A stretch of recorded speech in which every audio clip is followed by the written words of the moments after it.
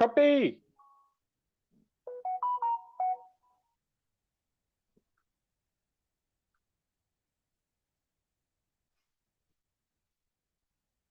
It's me and Crumpy. Hi, Crumpy. Hi, Crumpy. Hi.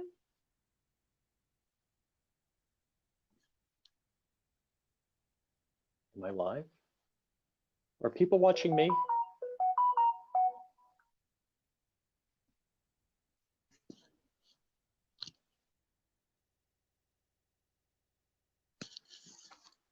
Maybe I need to go to my channel. That would be like youtubes.com. Were you watching me?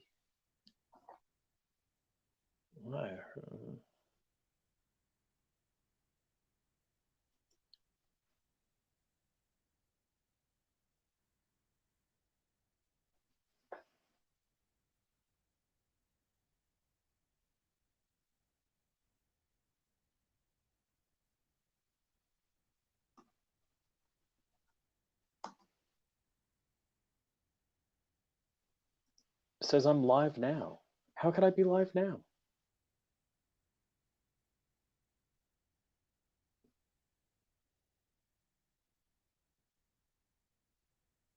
It's just me? Who said? Wow. Well, good morning, folks. Yeah, all right, I am live. And good morning, good morning, good morning. We're going to be queuing up. Let me make sure Crumpy knows we're live.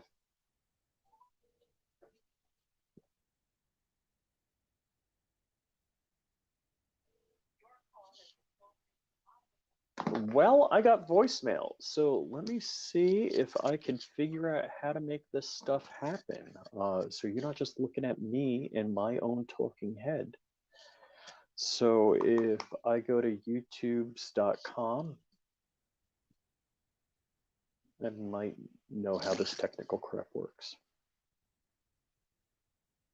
And so I'm going to have to go to PBS. Ooh, Crumpy is in control. He's controlling the horizontal and the vertical.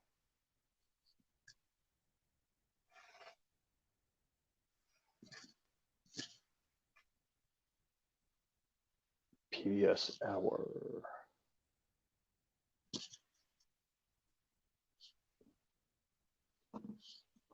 And it says they are live now.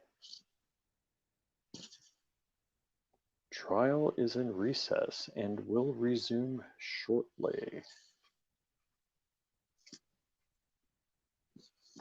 All right. So let's see if I can figure out PBS has had the best can work. Well, okay. I would guess so.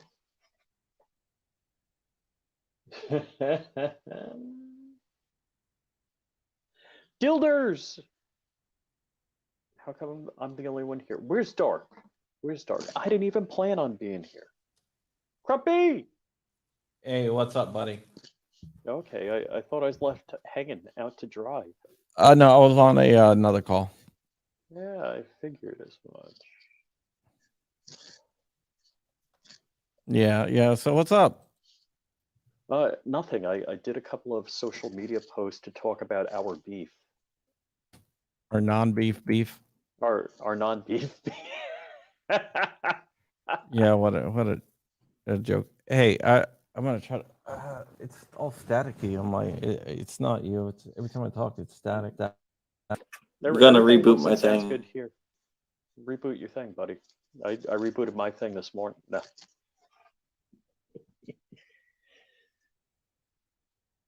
I could use a reboot. I'm sure my Mac could use a reboot because let's see, what is the uptime of my Mac? And I don't want a new PowerShell tab. Does uptime work? 16 days. All right, let's see. All right. Yep. No. Yep. That did it. That fixed it. Yay. All right, we're gonna be You've been fixed. didn't think you were gonna be on today. Rich has betrayed me. No, just joking. He has not. I'm not gonna joke about that again.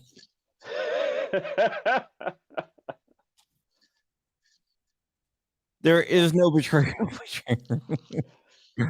Rich and I, everything is still hunky dory, I guess you can say. Hey, John, we got a fist bump. Ready? Fist bump to prove we're cool. Oh yeah. Yeah. Okay. Yeah. If you guys don't know what we're talking about, Rich and I joked about a beef on a stream. It was like a throwaway line, right? Where it was not where we weren't serious. And since we did that, people thought we were serious, apparently. And then we had some type of like internal fight, even though that we were streaming for like 8 hours a day with each other. Yes.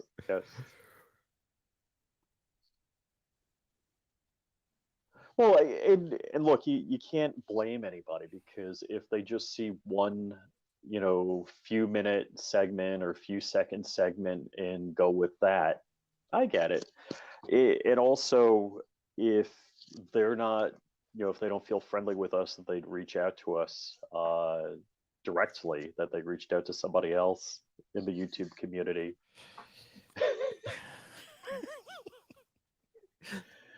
I debated whether we should have played that up or not. Play it up. We could always rehash it. We could always say our lawyers made us do this and pretend we're friends. Thing. Yep. The trial has not started yet. The closing arguments were supposed to start about 10 minutes ago, but it looks like everyone is running late. Why wouldn't they? They're lawyers. That's how they do things. Yeah. Because they're going to charge you by the hour, even if they're late. Yeah, that is true.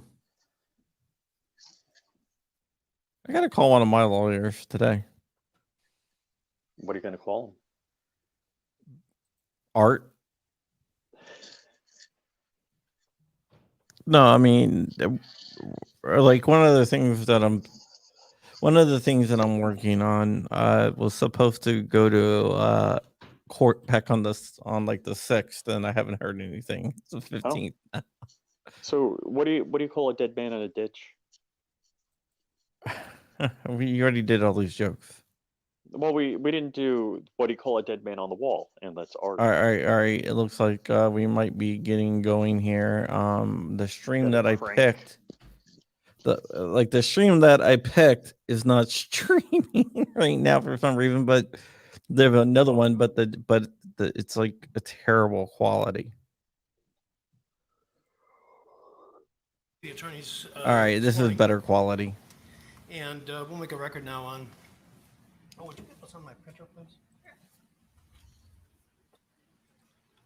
Hey, Judge, this was. All right, I'm about to. I wanted to do one of like a specific stream because they have like the best. There's two streams that are really, really good. Okay. All I got to say is, Dark, it ain't so unless you send us a screenshot.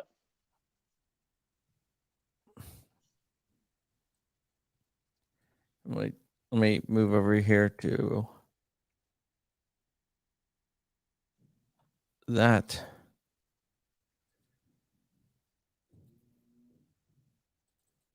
All right. I just do this. Yeah, I'm reading Dark's commentary about his day, personal commentary.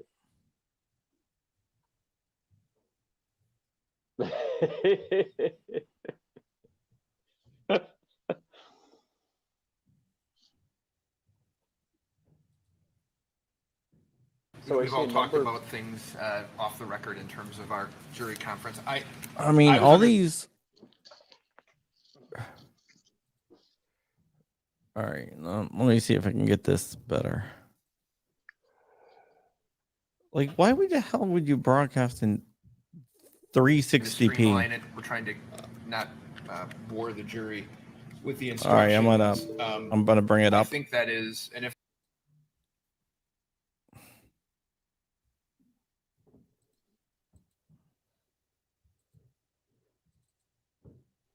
Already on this subject that requires that. That makes. I guess I'll argue with you, and then I'll hear the rest of what you have to say. You know, attention span, as you know, you speak to juries all the time, and when you start repeating yourself, you lose your audience mighty fast. They've got a lot to hear today from me and from you lawyers, and if I am reading the self-defense instructions 5 times, I would expect to lose the audience rather rapidly. And this is so typical of lawyers. We're hidebound. We've always done it this way. And I will tell you that for years I have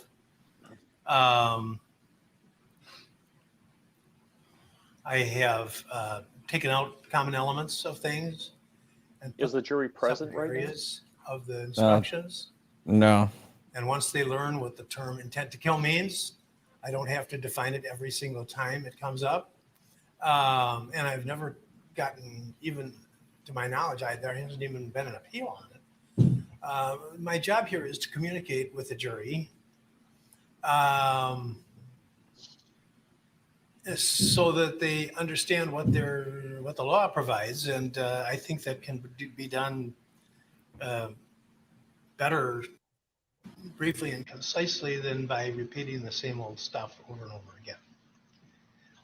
But given the position of the parties, if that's your position, we'll do it. But to me, it's a monumental waste of time, and it may end up having a negative effect. But I'm not going to mess around with a case of this magnitude over 2 days or 2 weeks to try. So if you think that risks everything to proceed as I've suggested, then we'll go with the long forms every time. I'm gonna have to count on you to make timely objection if you feel that I'm leaving something out on a particular count, because I've prepared it in the 36 pages of instructions. I've prepared them. Hi, Gilbert. Using a brief form without. There's already plenty of. Gilbert? Gilbert hung up on me. Repeating going on, but if I have to do longer, you're going to have to object if you think I'm missing something, or it's going to be a waiver. Just so you're forewarned. What's up, Kenny? I was going to have Gilbert speak to us. You have to make a contemporaneous objection. Gilbert from the IRS. it is, sir. And All the right. only one Officer that Gilbert. don't have it in it that we had talked about a little bit was Agonizer's got it right. count 5. Instructions for the You had- instructors. There's a on how to lesser give the included offense instructions. of recklessly endangering safety. Oh yeah, I'm sorry. On that one, I do think that. Well, no, I didn't put it in there. Although it does in the final sentence, it says they have. All right, to I had be to turn up your mic a satisfied little beyond bit. Reasonable doubt of that the defendant was not acting lawfully in self-defense, but I'll try to squeeze the content in there as well. And I guess I'm not sure that I agree with your statement that. Well, let's take a look at it.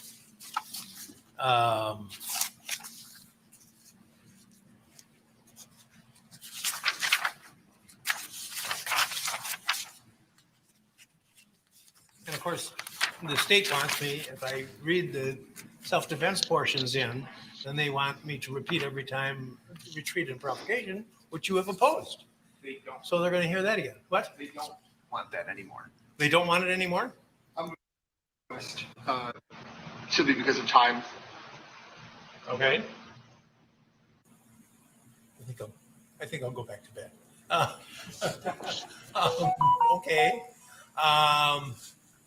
But in counts 2 and 3, I gave special instruction only with respect to Mr. McGinnis, because the law is different with respect to him. And we'll get to that. But I didn't reread it with respect to the account involving Mr. Jumpsuit Man. The one that I think is where, so you've done attempted first degree with self-defense, attempted second degree with self-defense. But the way that I read it, and if I'm reading it wrong, I know the court will correct me, on page 27 of the final instructions, it simply says, here are the elements. I didn't see You're right. in there. You're right. Because as I did, now, let me say, What's going on with the on sound? counts, the attempt murder and the murder, on those, that's the pattern instruction. If I had my way, I think that's overly verbose, and we didn't used to do it that way, and then they came up with this, and I follow it, but I think it could be better stated, but I That's your Mac. follow the guidance of the instruction committee because there's more of them than there is me, and they're very bright people. Why do you But, join with your Mac? And then on count Sorry. three, I gave a special instruction. I use it to do the comments because I use a phone But I for didn't. my Oh, video. okay, Two or okay, count five, gotcha. because I relied upon the general Sorry about that. No, I principles don't of care. I was self-defense just wondering. on which I instructed them. So if you want me to do it on 5, I need to do it on 2 too. You- And they've just that's 2 also. You're leaving And the that's stream to right do a after they've podcast just with your heard it. Mac. I know it. So all right. Concern is that the instruction makes it clear that self-defense is an issue for The sound's first degree going attempt and crazy. second degree attempt. I don't know I if understand. right. And So that's because that's from the pattern instruction. I understand you're thinking, well, because I didn't discuss it in the portion on reckless endangerment, We're gonna switch that streams you're here, gonna think guys. it's not part of it. But The last stream sentence does Don't cross at the them. end, if you were satisfied Don't cross beyond the reasonable- streams.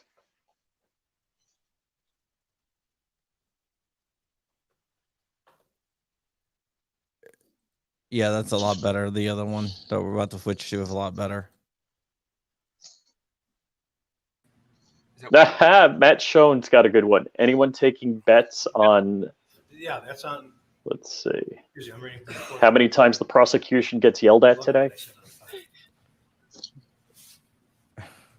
They're about to get yelled at now, I think.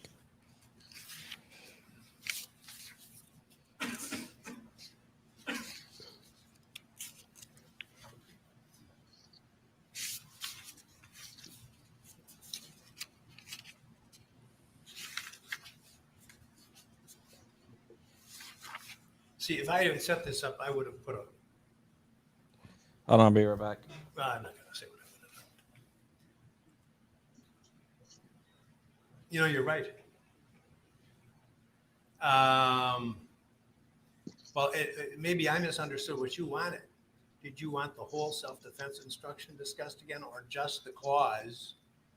And if you are not satisfied beyond a reasonable doubt that the defendant, I should say it, is all 3 elements of the crime of endangering safety of the first degree have been proved, and that the defendant is not privileged under the law of self-defense, you must find the defendant not guilty. I think that's fine as long as the self. You don't need as the whole- long as they're aware that the whole self-defense instruction. is an option. Yeah, well, you're right. All right, I'm misunderstanding what your email said. So if you are not satisfied beyond a reasonable doubt,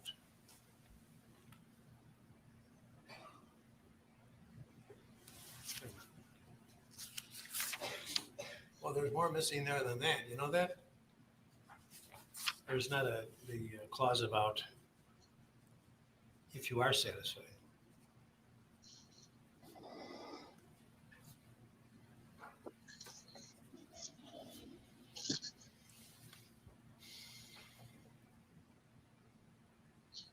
Yeah, I'm not sure. Benjamin Andrews is saying he's guilty. I'm assuming he's saying that facetiously. All right, so it'll read, page 27, the fourth line will be, if you are satisfied that all three elements of the crime of reckless endangerment have been proved, and that the conduct of the defendant was not privileged under the law of self-defense, then you should find the defendant guilty of reckless endangerment of the first degree as charged as submitted. If you are not so satisfied, then you must find the defendant not guilty. Okay. Is that satisfactory? Okay. What's next?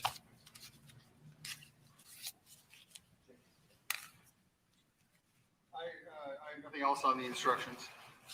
Defense?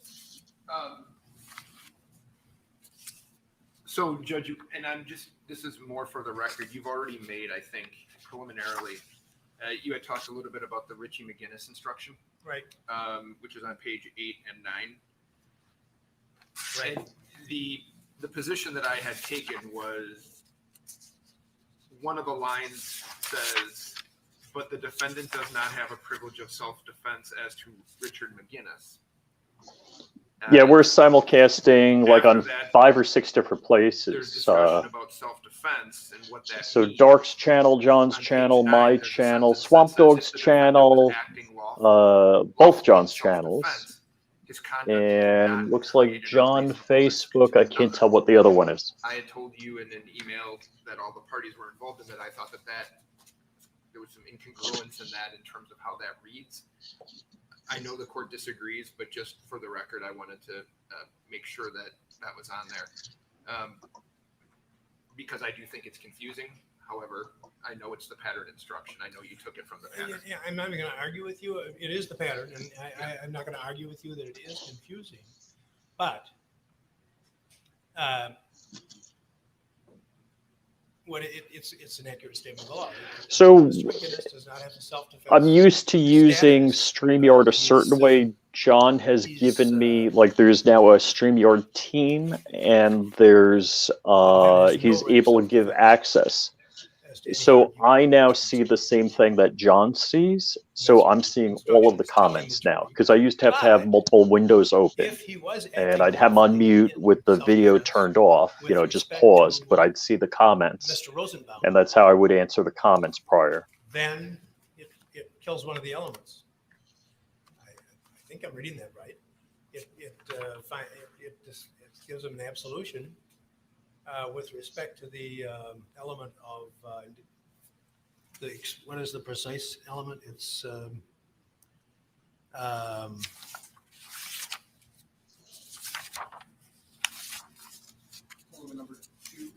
part of element, yeah. Unreasonable and substantial risk of death. It says then that the jury can't find it. Well, if they can't find that, they can't find one of the elements, so they have to find the defendant not guilty. Judge, do you think it's appropriate then on page 9 to say if the defendant was acting lawfully in self-defense as it relates to Joseph Rosenbaum? His At what conduct point in do you want that put in? I just think that makes it Hey. clearer. I mean, Where do you want to put in? Where did you say? Yeah. On page So- 9, it would be the Oof, right, so page there's 9. a subheading determining whether the beliefs were reasonable. I think it's the third or fourth, the last sentence says, if the defendant was acting lawfully in self-defense, comma, Okay, with respect to Joseph Rosenbaum. Joseph Rosenbaum. His conduct did not create an unreasonable risk. In case I'm real sure I can speak for John, I just that. don't want to do that. You objection? could ask John when he comes on. No. Okay. This is clearly On page- these are self-defense. on page If 34, there, two of the can you witnesses- imagine what it would be like if there wasn't video evidence, that it was just hearsay, or I should say hearsay. Hearsay is a legal term. That it was just other witnesses. So I think if But you just being say- that there's actual video showing something like that. each Okay. time What number? What page? Kyle is it on? Rittenhouse I'm sorry, fired 34? his firearm, it's clearly self-defense. This isn't, as news media says, And and I can pull some of these up. I mean, You want it the was word some crazy. Instead of one? or multiple? Yeah. I think it was How many MSNBC. was it? Somebody said that he opened fire at a group of protesters. That's not in any way, shape, or form true or the case. About hers. There was another witness with convictions, but I don't believe the question was asked. So 2. What was the answer? All right, I'll put down 2 then.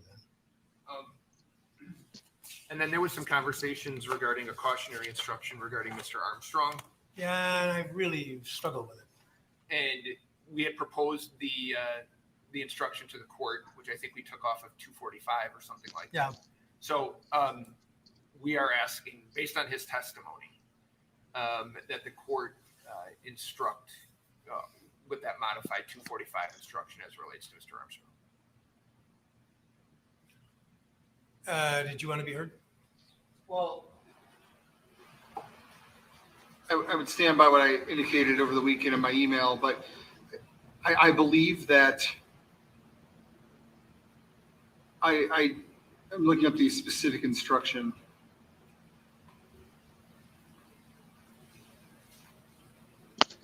Say 245? I think it's No, it's testimony of accomplices. Yeah, and that's a good model for it. That was what I had planned on using if I had drafted it myself.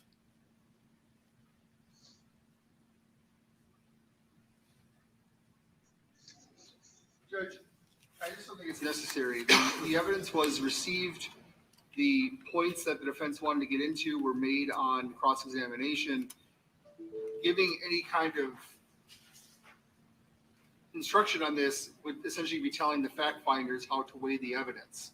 I proposed some different wording. You should not base a verdict of guilty upon it alone unless after consideration of all the evidence you are satisfied beyond a reasonable doubt that the defendant is guilty is completely inappropriate. I can understand where it's appropriate if you're talking about accomplices, but here's a talking about a Instagram post by Chris Ann Hall. We had her husband JC Hall on a few weeks ago. JC, great guy. Chris Ann Hall, great gal. I know them both, and she posted, Chris Ann Hall posted, CBS News tweet says Kyle Rittenhouse testified he murdered 2 men. The network deletes the straight up libelous tweet amid brutal backlash. And so Chris Ann Hall's commentary, that was like a meme. And she said, nothing now can be believed which is seen in the newspaper, Thomas Jefferson, 1807. And that's what this sweatshirt's based on. This is one of Chris Ann Hall's shirts. Proprietary algorithms and how if you think the news sources lying is a new thing, you don't know your history. If you think there was ever a day when the media was qualified as a trusted source, you don't know your history. If you think the media gives truth, education, even credible information, you don't know your history. Now let's bring things up to date. When social media becomes a broadcaster for these tools of deception, then gives the illusion that they are gatekeepers of truth and accurate information, you can rest assured you received nothing but lies. In fact, it is proven so in history. So why is the world still deceived? Those who do not know their history are doomed to repeat its mistakes. Please get the truth in education out. Be a member of LibertyFirstSociety.com. I think that's fine. I fully support Chris Ann Hall and everything she does. You should follow her on her Instagram. Let's see. So it's Chris Ann Hall. I'll post a comment with her IG. 25,000 or 250,000, and you don't really know what fills the vacant space. That's a little struggle for me, and this is not being used to decide which camera I'm going to buy or which phone I'm going to buy when I'm at the store. This is being used to decide about whether someone's innocent or guilty of a crime. So that's why I was when the witness answered, he didn't know. And the only reason I left here and I troubled about it And in the end, I decided, well, wait a minute, we allow this kind of thing to happen in DWI cases where the officer is asked, well, how does the machine work? I don't know. I just am trained how to operate it. But there is a difference there. That has already passed judicial scrutiny, and this method has been judicially determined to be accurate. Has that been done in this? I don't know. So that was when I was thinking, well, maybe I should give a cautionary instruction. I ultimately, you convinced me in our exchanges that I don't want to be meddling and commenting on the evidence. I will tell you this, assuming that there's conviction, one or more, assuming that other motions don't contaminate the whatever outcome there is. If it comes out at some time that the method used produces unreliable results, this is going to fall like a house of cards. Because you're basing this extremely important segment of the evidence on something that I'm really queasy about. But as I said when I left here Friday, this is the jury's case, it's not mine. And I'm going to let them decide. They have your photographs and your video, and they've got the testimony of the person who's worked with it, who knows a lot more about this stuff than I do. So I've decided to leave it alone. So I'm not going to give an instruction on it, but I've made my record on the high risk that I think it presents for the case. Okay, what's next? The two last things that are, the court had modified a little bit count 6, which was the. I did. Okay, so the third element that you have listed there is the dangerous weapon was a rifle that had a barrel length of less than 16 inches or an overall length of less than 26 inches. We have pulled the transcript, talked and looked at it. Detective Antaramian was asked if this was a short-barreled rifle. He had answered no, he did not believe that it was. That's the only information regarding that. Was the gun offered as an exhibit? Yes, That is evidence correct. enough in itself. The jury can measure it. Okay. Fair enough. I just didn't, Yeah. the way that I looked at it, there was no other information that a reasonable juror could believe that count 3's been met. So What are you telling me? that I'm asking that you take it from them. They're asking me to dismiss the case for failure to prove. This count 6. Judge, Count 6. there have been many discussions about this count. I'm not going to rehash everything. The state disagrees with the interpretation the court has established. We do not believe this jury instruction is appropriate. We do not believe that the exception or affirmative defense, or whatever you want to call it, was properly raised. We argued about all that on Friday. I'm not going to rehash it. I believe it should go to the jury, and if the jury believes that it was not proven beyond a reasonable doubt, they can return a verdict on that. But the state has objected all along, or has given its version all along. We stand by that version. I believe that this jury instruction essentially swallows the entire statute. We've gone over that before. So I believe that if they raise an exception, then it should go to the jury.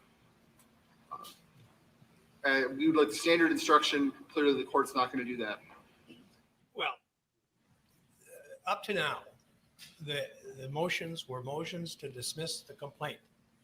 And you filed a very nice brief, which well explained what the law is. And of course, we were dealing with what the complaint stated and whether the complaint stated sufficient facts to bring the case to court. And the court is confined on that kind of a motion to what's in the complaint and whether it meets the law. And as you pointed out, these defensive matters are affirmative defenses, and the DA doesn't have to plead them. So that's why I ultimately denied the motion to dismiss, although I think it ought to have been mighty clear that I had big problems with this statute. I've made no bones about that from the beginning. And there always was access to the Court of Appeals all along here. Well, I guess that's not fair for me to say because I was sitting on it. But so shame on me. But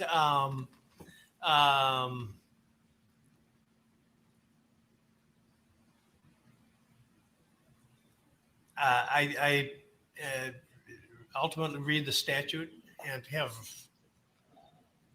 even when I ruled on the motion to dismiss, I was of the opinion that the statute was as interpreted by the defense, but there was not sufficient grounds to grant the motion to dismiss. Is the firearm here now? Yes. We can either measure it, or you can stipulate that it does not meet what I've stated are the requirements. And if it is out of compliance, if the barrel length is less than 60 inches, or an overall length less than 26 inches, then I'll deny the motion. If it does not meet those specifications, then this defense motion will be granted. We are not disputing that the barrel is appropriate. Isn't legal? It is not a short-barreled shotgun or a short-barreled rifle. Yes, Oh, correct. All right, and then count 6 is dismissed. What's next? One other thing, I had filed on November 8th, we had addressed a motion for mistrial with prejudice. The court had taken that under advisement. What I had informed the court was, so I have filed something in writing on that. I know the court likely hasn't had an opportunity to review it. I don't know. I haven't even seen it. Okay, I'm assuming that we're going to go obviously through closing arguments today, but I did want to make sure the court was aware that it had been filed, and at some point have the court make a final ruling on it, just for the record. I will. Okay. If it's necessary. Okay. Came in this morning? Okay. Okay, anything else? Rick, were you ever able to get the defendant's interview link that we sent to play? The Washington Post story? I did receive that. I did receive that. It relates to the motion. That's the only reason I asked. The defense motion, it relates to that.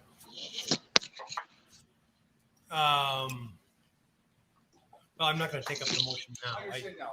I just know you had their typical problems. I just wanted to make sure they were ironed out. I did receive it. Okay. Anything else right now? Attorney Charles. The only thing, Judge, in our arguments, we would like to indicate that pointing a loaded AR-15 at someone without reasonable justification would be a criminal act without citing, the specific statute, but that pointing under 941.20 is a crime. We would like to point that out. Be right back. We just wanted to preview that. So if there's objection, we can handle it now. object. Do you want to respond? We would object. This is once again relying on the exhibit that is so far out of. Hey, Joe. And there's been nothing in the record. When I specifically asked the Detective Howard regarding the strong arm robbery, I asked about it. Strong arm robbery while masked. I asked about it. It's in the record. The struggle I'm having with that is, and I will, well, I'll leave that. How do we know it was pointed at or toward Mr. Zeminski or Mrs. Zeminski or whomever? You have a theory that it's pointed in that direction. I agree with that, but the statute's prohibition is pretty explicit, and I'm not sure that the evidence that you have, especially because it's just the well, not just especially, but in part because it's just a regular photograph. It's not multidimensional. It doesn't show the exact area at which the firearm was aimed. So it sounds like the defense is grasping at straws, And trying to get a conviction on a photograph lesser is included charge. Perhaps the fifth or sixth most relevant piece of evidence on this topic. Most what? Fifth or sixth most relevant piece of evidence on this topic. We have testimony, we have videos. I'm not going to go over that again. The defense submitted their own exhibit of the FBI video with the Zeminskis denoted as being the only two that were on that side of the Duramax. Mr. Zeminski starts out by one of the windows of the Duramax. I guess it would be the rear passenger side window. Oh, did I say that wrong? So there's no real dispute that they are in that area, and that is where that he So is let me say that again. It appears to me that the prosecution is trying to get a conviction on a lesser included charge because there's no chance of them getting a conviction on any of the more weighty charges. This is obviously self-defense. If I think Kyle has really, he was there cleaning up, taking off graffiti, giving medical aid. It was only when nut jobs chased him down that were saying they were going to kill him all night long did he have to use self-defense. That what is the role of Mr. Rosenbaum, assuming the defendant violated that statute? That's the very theory that the state has proceeded on in the first place, is that the defendant was a vigilante who was getting himself involved in something that was not his concern. And now you're telling me that would justify Mr. Rosenbaum's actions? I'm kind of struggling with that too. How would that justify? I mean, what does the jury do with that?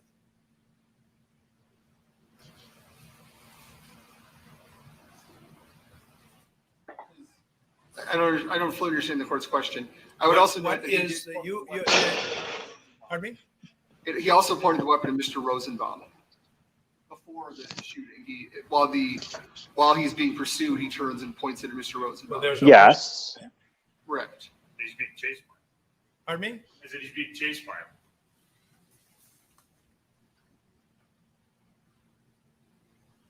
So they're really kind of grasping at straws here. I think this is incredibly ridiculous. So pointing a firearm at somebody that's chasing you, aren't they guilty of stalking or some Points and aims, points or aims. Crime when they yell they're going to kill you? I'm not saying that exact language anymore, but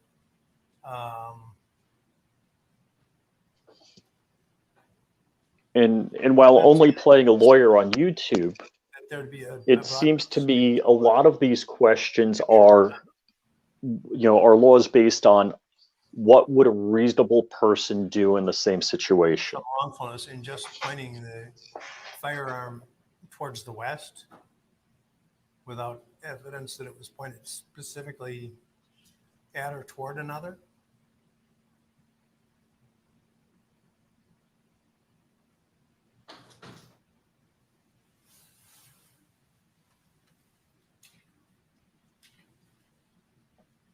What am I missing? 1A is endangers another safety by the negligent operation or handling of a dangerous weapon. Could you start that over? Sure. 1A is endangers another safety by the negligent operation or handling of a dangerous weapon. We would argue that it is. If the court feels otherwise, we just simply will talk about it and not call it a Well, crime. where was the firearm aimed? You say at the Zeminskis. I didn't hear the Zeminskis come in here and say that. Who said it?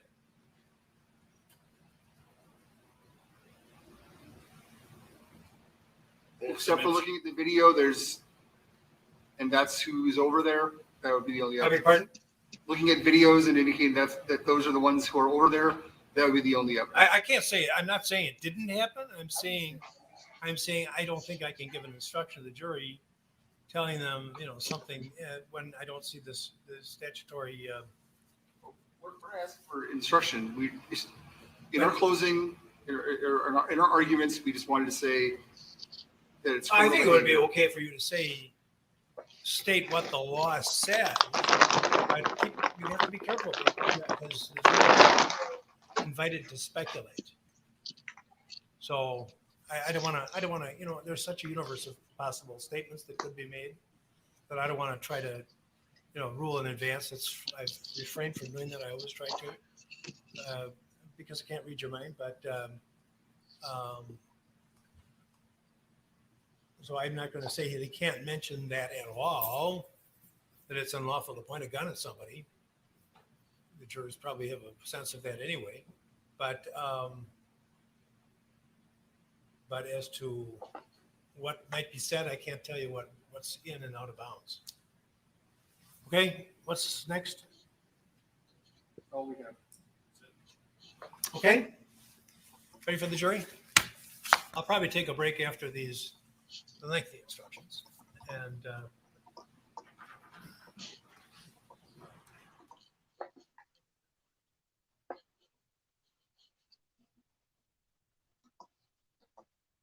call from the outside. Let's see.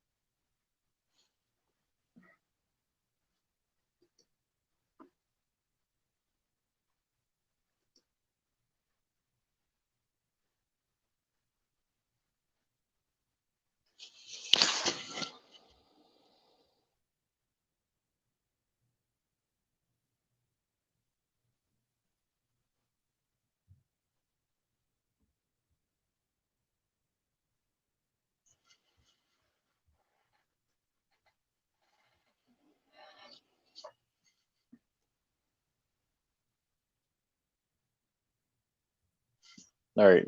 For whatever reason, we don't have audio right now. Not sure what's going on. So 182Q KFTW, I'm guessing that's a ham call sign?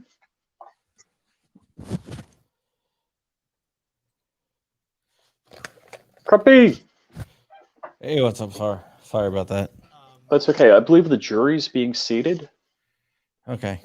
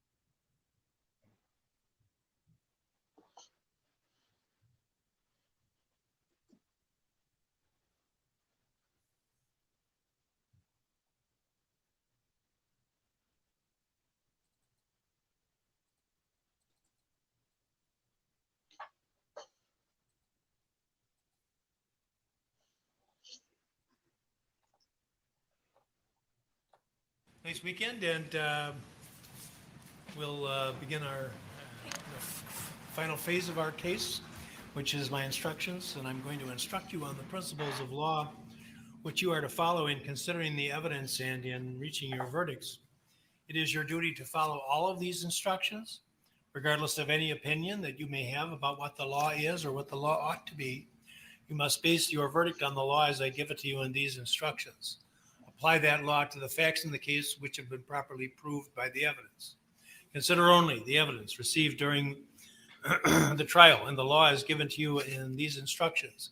And from these things alone, guided by your soundest reason and best judgment, reach your verdict. If any of you has any impression of my opinion as to the innocence or guilt of the defendant, you must disregard that impression entirely and decide this case solely as you view the evidence. You are the sole judges of the facts, and I am the judge of the law only. Keep in mind that the information is nothing more than a written formal accusation against the defendant, accusing him of the commission of crimes. You are not to consider it as evidence against the defendant in any way, and it does not raise any inference of guilt. The information contains 6 counts of charged unlawful behavior against the defendant, and to each of these he has entered a plea of not guilty, which is a demand that the state prove every element of each crime beyond a reasonable doubt. Self-defense is an issue in this case. As to 5, and I might interject here, count 6 is no longer part of your consideration. That was the firearm charge. So that will not be something that you will need to address. You'll need to address only the first 5 counts. Self-defense is an issue in this case. As to each of counts 1 through 5, the state must prove by evidence which satisfies you beyond a reasonable doubt that the defendant did not act lawfully in self-defense.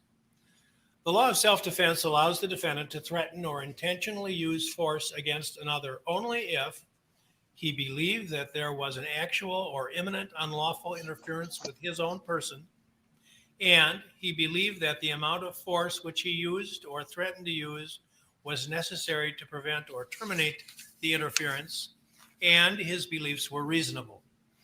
The defendant may intentionally use force which is intended or likely to cause death or great bodily harm only if he reasonably believed that the force used was necessary to prevent imminent death or great bodily harm to his own person.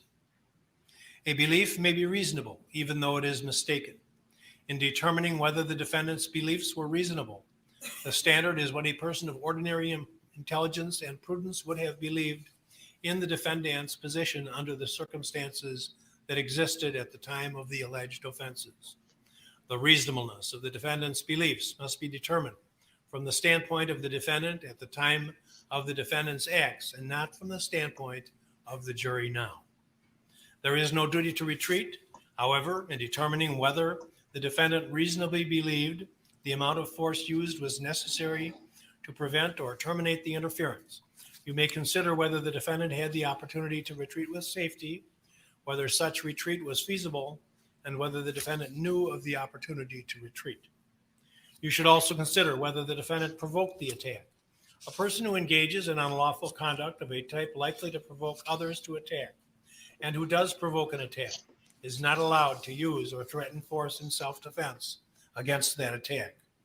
However, if the attack which follows causes the person reasonably to believe that he is in imminent danger of death or great bodily harm, he may lawfully act in self-defense, but the person may not use or threaten force intended or likely to cause death unless he reasonably believes that he has exhausted every other reasonable means to escape from or otherwise avoid great bodily harm. Counts 4 and 5 require intent to kill as part of the elements. Intent to kill means that the defendant had the mental purpose to take the life of another human being or was aware that his conduct was practically certain to cause the death of another human being. While the law requires that the defendant have acted with the intent to kill, it does not require that the intent to kill have existed for any particular length of time before the act was committed. The act need not have been brooded over, considered, or reflected upon for a week, a day, an hour, or even for a minute. There need not have been any appreciable time between the formation of the intent and the act. The intent to kill may be formed at any time before the act, including the instant before the act, and must continue to have existed at the time of the act. You cannot look into a person's mind to determine intent. Intent to kill must be found, if found at all, from the defendant's acts, words, and statements, if any, and from all the facts and circumstances in this case which bear upon intent. Intent should not be confused with motive. Proof of motive is necessary. While proof of motive is necessary to a conviction, proof of motive is not. Motive refers to a person's reason for doing something. While motive may be shown as a circumstance to aid in establishing the guilt of the defendant, the state is not required to prove motive on the part of the defendant in order to convict. Evidence of motive does not by itself establish guilt. You should give it the weight you believe it deserves under all of the circumstances. The first count of the information charges that on or about Tuesday, the 25th of August of last year at the city of Kenosha in this county, the defendant recklessly caused the death of another human being, Joseph D. Rosenbaum, under circumstances which show utter disregard for human life. First-degree reckless homicide, as defined in the criminal code, is committed by one who recklessly causes the death of another human being under circumstances which show utter disregard for human life.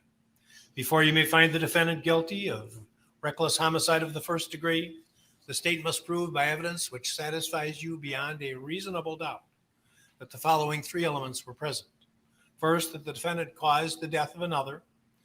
Cause means that the defendant's act was a substantial factor in producing the death. Second, that the defendant caused the death by criminally reckless conduct.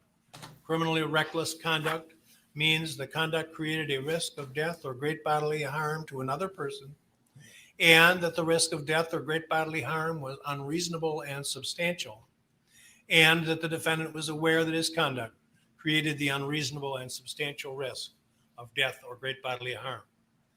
The circumstances and the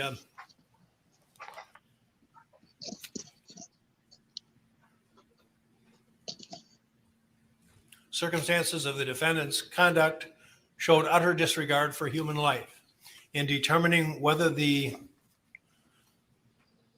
circumstances of the conduct showed utter disregard for human life, you should consider these factors: what the defendant was doing, why he was engaged in that conduct, how dangerous the conduct was, how obvious was the danger, whether the conduct showed any regard for human life, and all other facts and circumstances relating to the conduct.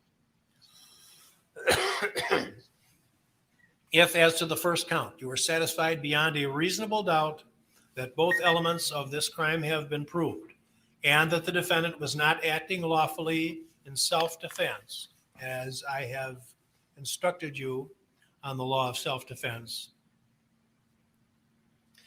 then you should find the defendant guilty of reckless homicide of the first degree as charged in the information. If you are not so satisfied, then you must find the defendant not guilty on this count. Counts 2 and 3 of the information accuse the defendant of the crimes of recklessly endangering safety.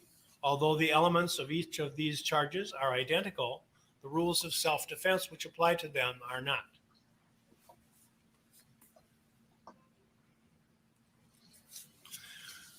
The second count of the information charges that at the same time and place, the defendant recklessly endangered the safety of Richard McGinnis under circumstances which show utter disregard for human life. The third count of the information charges that at the same time and place, the defendant recklessly endangered the safety of an unknown male under circumstances which show utter disregard for life. First-degree reckless endangerment, as defined in the criminal code, is committed by one who recklessly endangers the safety of another human being under circumstances which show utter disregard for human life. Before you may find the defendant guilty of reckless endangerment of the first degree, the state must prove by evidence which satisfies you beyond a reasonable doubt that the following three elements were present. First, that the defendant endangered the safety of another human being, and the risk of death or great bodily harm was unreasonable and substantial, and the defendant was aware that his conduct created the unreasonable and substantial risk of death or great bodily harm.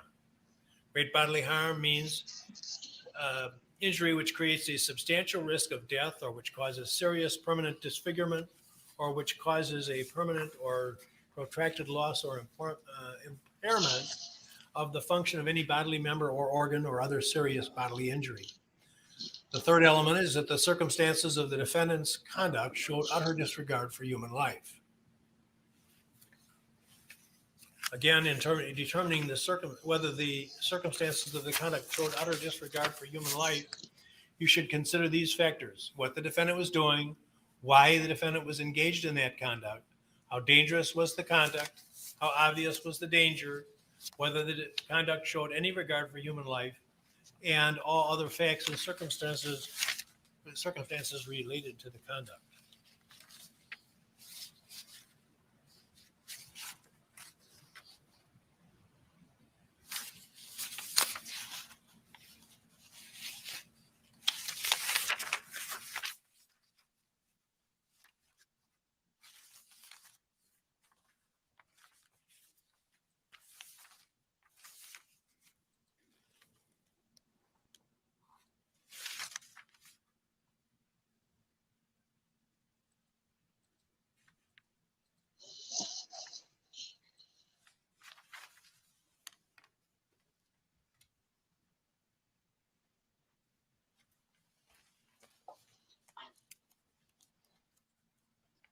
The dog ate his homework.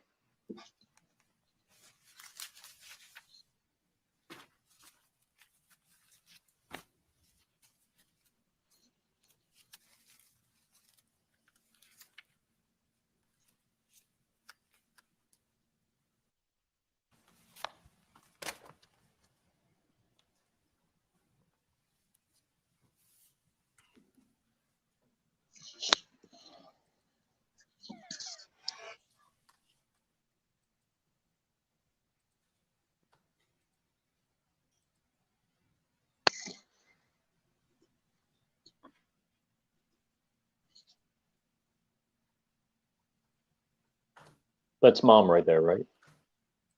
Yeah.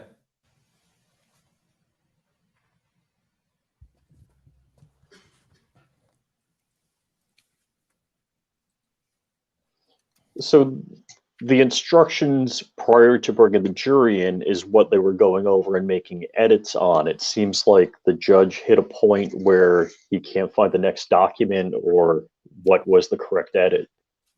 Yeah. Oh boy, now he's looking at the computer. I don't know about you, but you ever been in a meeting where you're going over something and then all of a sudden, part of your presentation isn't right and you're like, whoa.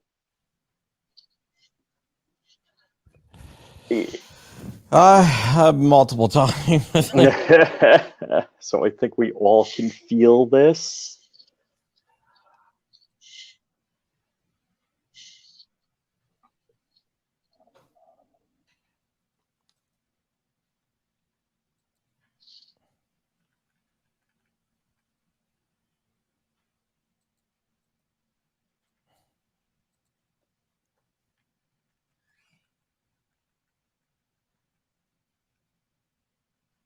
And I hate to say it, I am not a big fan of live televising of court cases. Maybe after, playing a recorded version, maybe it has no interest. On reckless homicide, I indicated there were 2 elements. There are actually 3. I did read all of the ingredients, but I'm just going to reread a portion of that instruction so it's clear that there are 3 elements to that crime. And I also used the word both of the elements, and it's actually 3. So I apologize for that mistake. And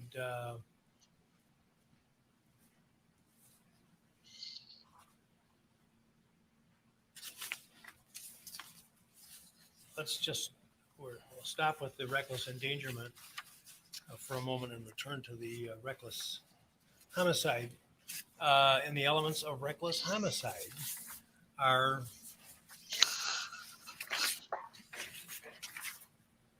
that the defendant caused the death of another, that he did so by criminally reckless conduct.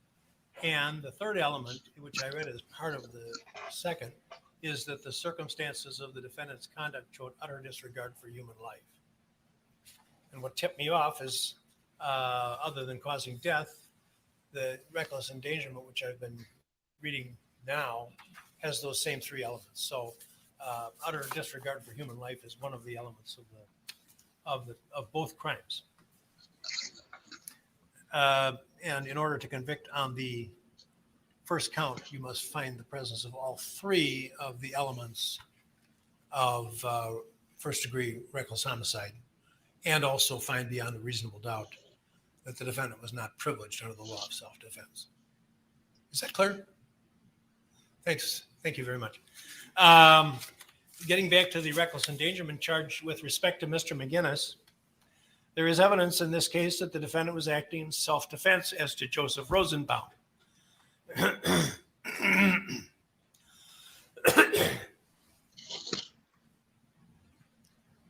The fact that the law may have allowed the defendant to use force in self-defense as to Joseph Rosenbaum does not necessarily mean that recklessly endangering the safety of Richard McGinnis was lawful. You must consider the law of self-defense in deciding whether the defendant's conduct as to Richard McGinnis was criminally reckless conduct, which showed utter disregard for human life, but the defendant does not have a privilege of self-defense with respect to Mr. McGinnis. So the defendant would enjoy a privilege of self-defense with respect to Mr. Rosenbaum if you find the factual ingredients of that. But that doesn't mean that the fact that if he endangered the safety of Mr. McGinnis was privileged under the law of self-defense, because Mr. McGinnis was not attacking him. However,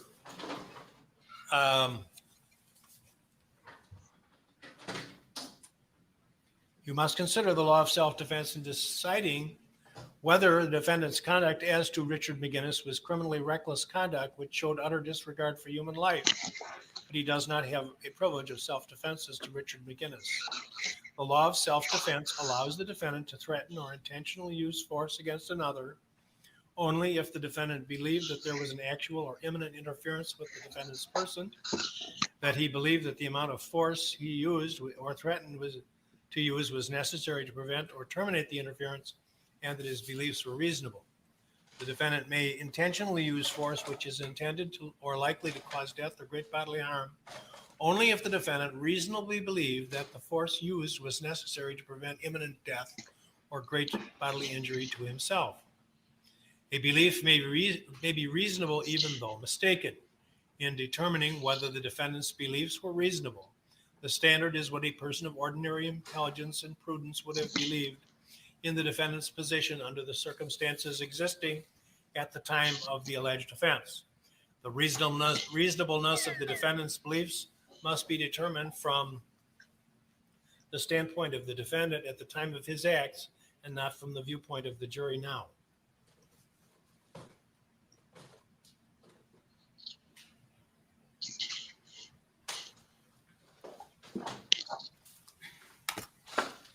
You should consider the evidence relating to self-defense along with all the other evidence in the case in deciding whether the defendant's conduct created an unreasonable risk of death or great bodily harm to Richard McGinnis.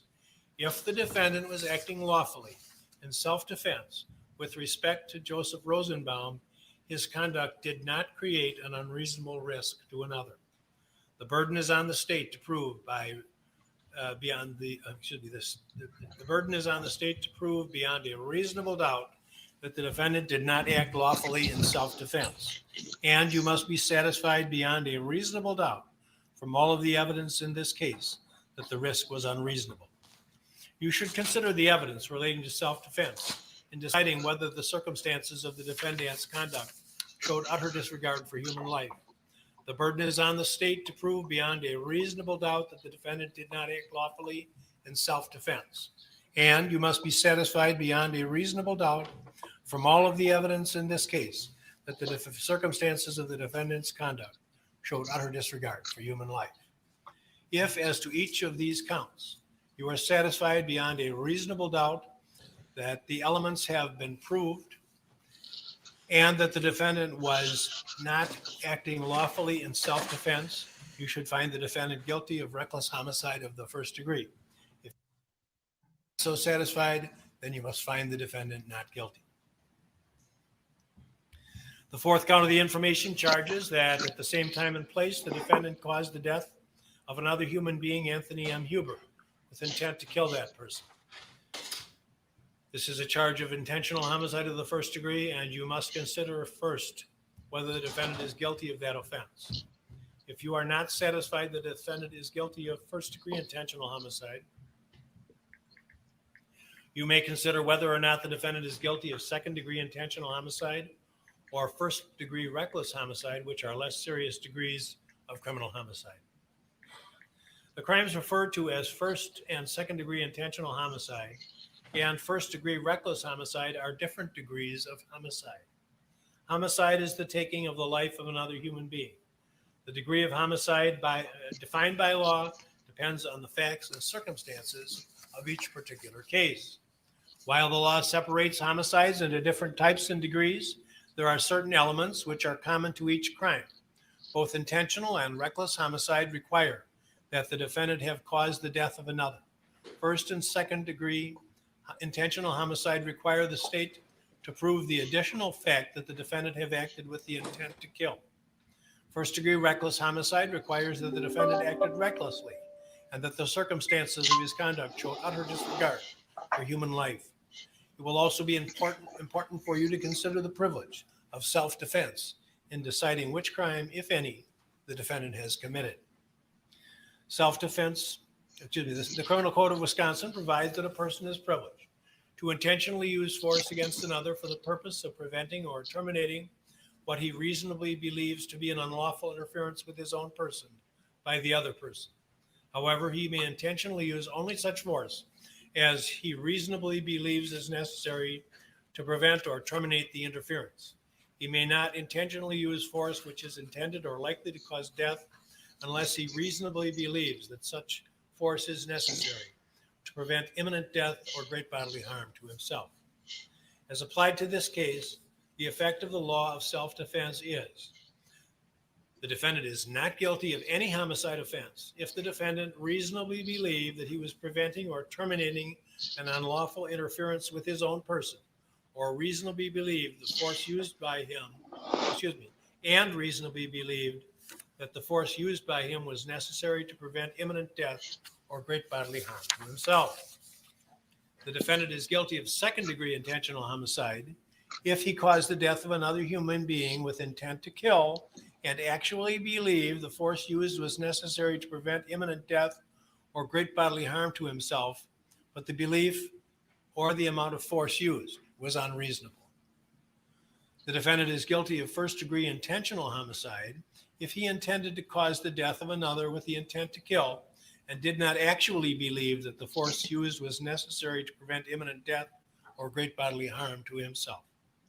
The defendant is guilty of first degree reckless homicide if the defendant caused the death of another by criminally reckless conduct and the circumstances of the conduct showed utter disregard for human life.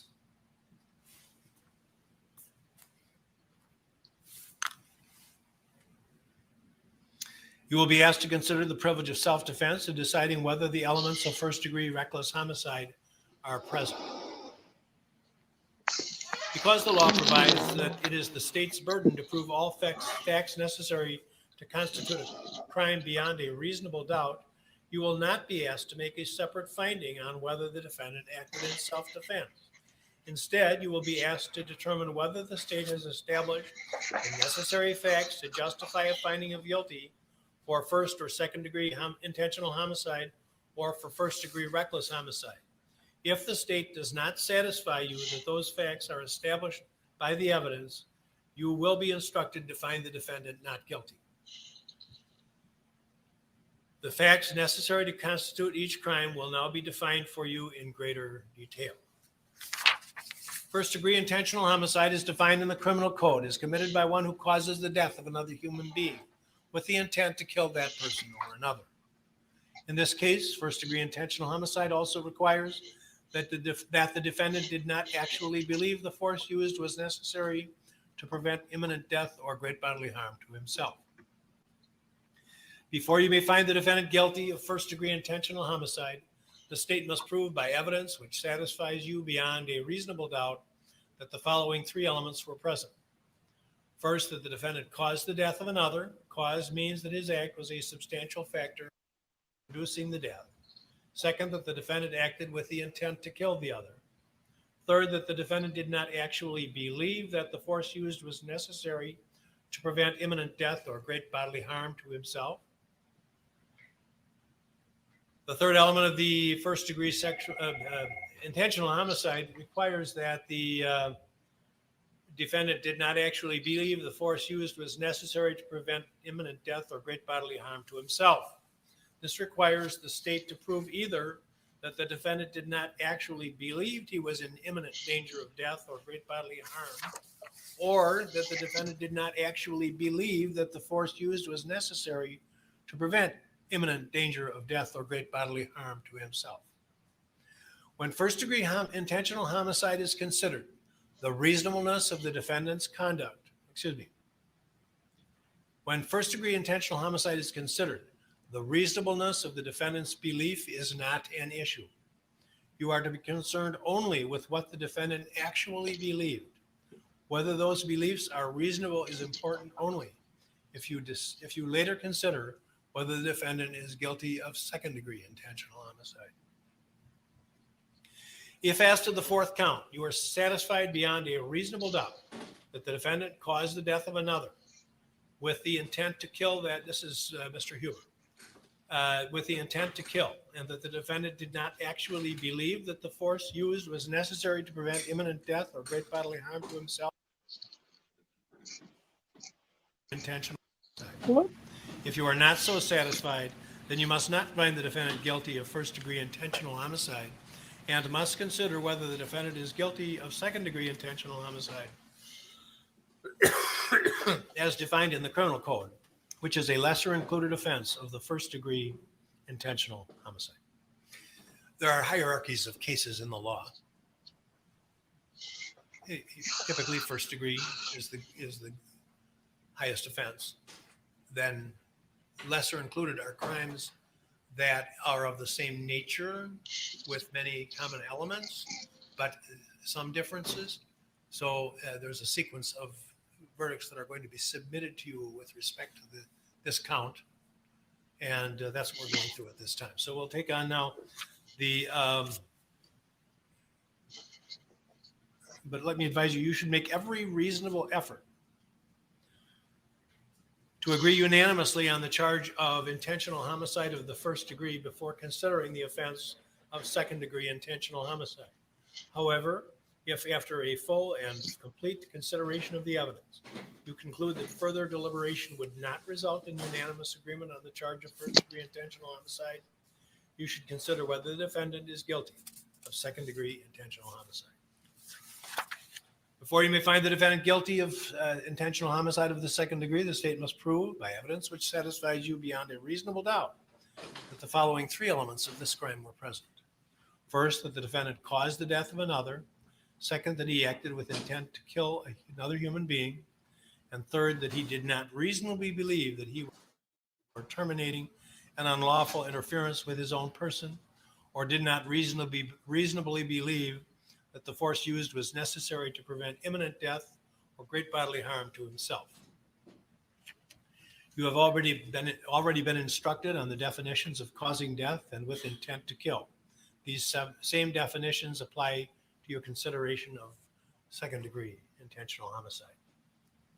The third element of second degree intentional homicide requires that the defendant did not reasonably believe that he was preventing or terminating an unlawful interference with his own person, or did not reasonably believe that the force which was used was necessary to prevent imminent death or great bodily harm to himself. This requires that the state have proved one of the following.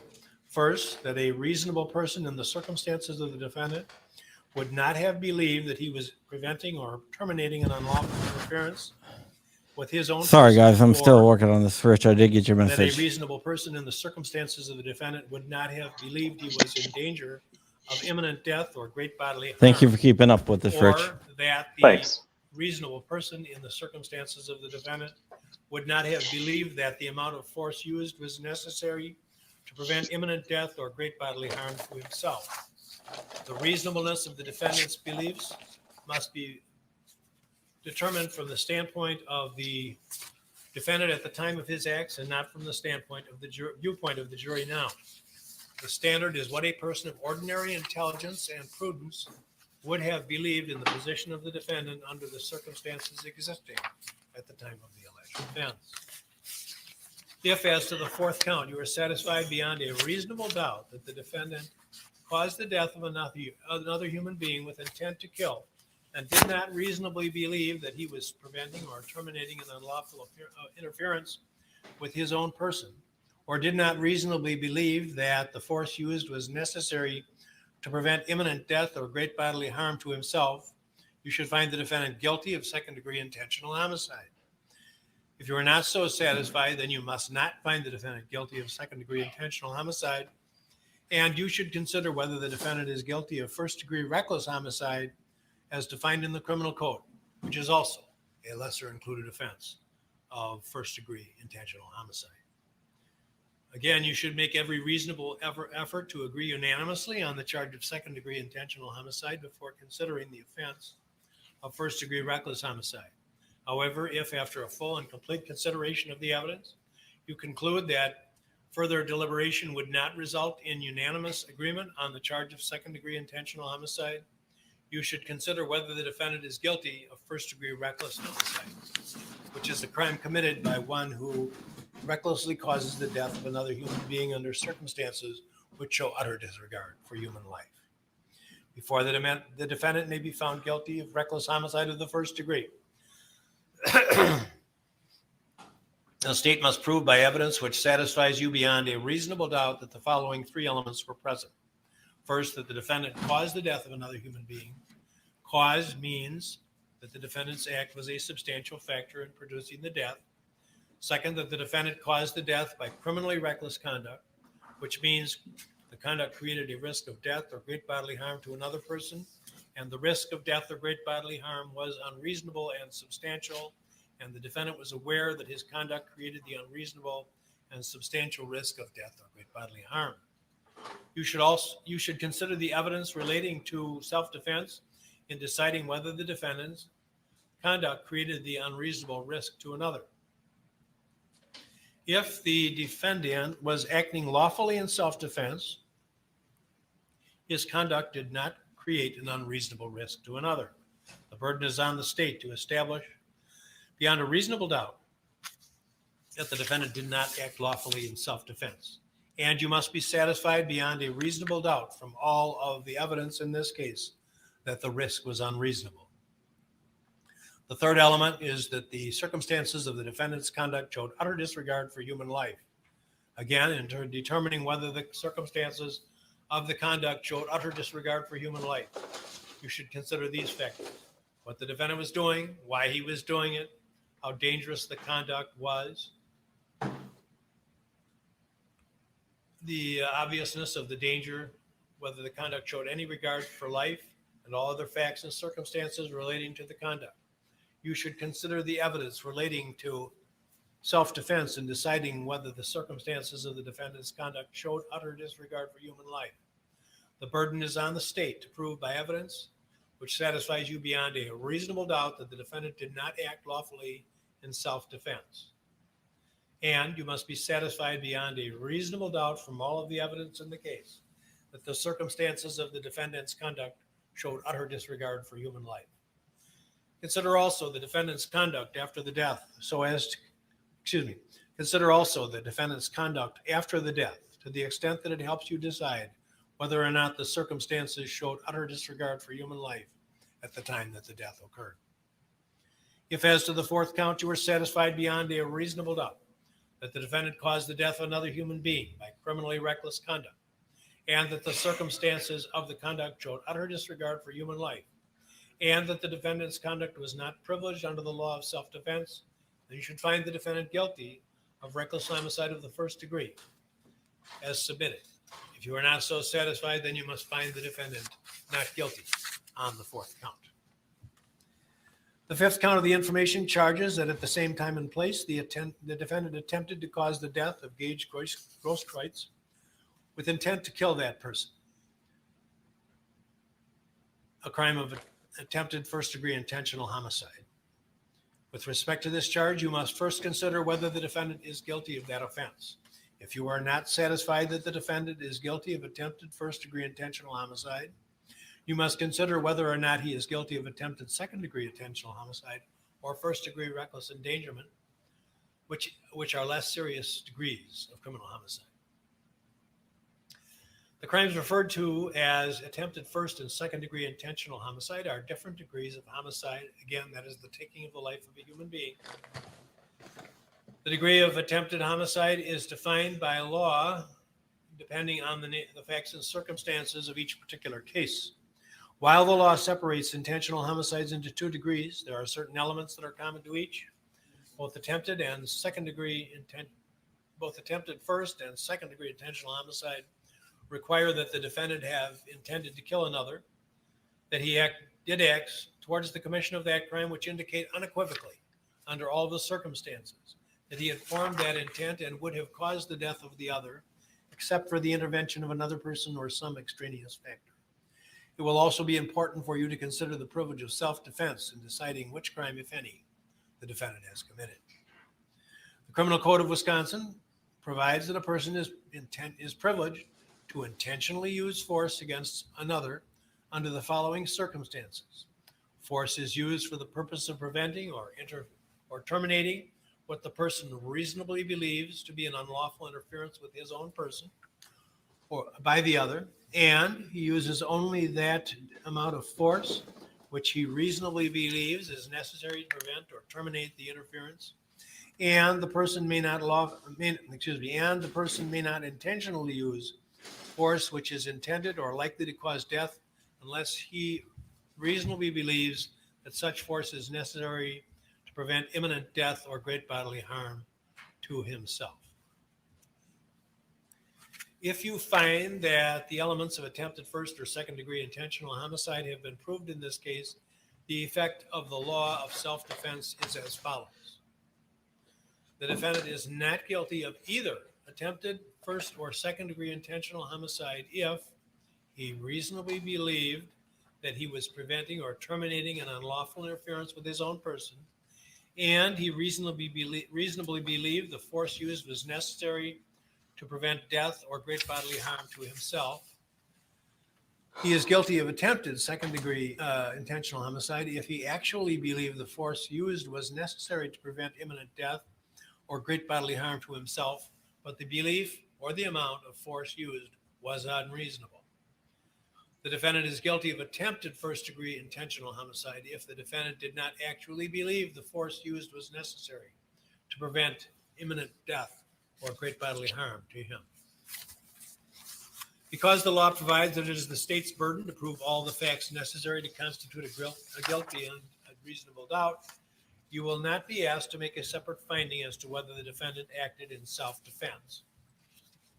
Instead, you will be asked to determine whether the state has proved the necessary facts to justify a finding of guilty for attempted first or second degree intentional homicide. If the state does not satisfy you that those facts are established by the evidence, you will be instructed to find the defendant not guilty. The elements of each crime will now be defined for you in greater detail. Before you may find the defendant guilty of attempted first degree intentional homicide, the state must prove by evidence which satisfies you beyond a reasonable doubt that the following three elements were present. First, that the defendant intended to kill another. Second, that he did acts which demonstrate unequivocally, under all of the circumstances, that he had formed the intent and would have caused the death of another, except for the intervention of another person or some other extraneous factor. Unequivocally means that no other inference or conclusion can reasonably and fairly be drawn from the defendant's acts under the circumstances. Another person means anyone other than the defendant, include the intended victim. An extraneous factor is something outside the knowledge of the defendant or outside of his control.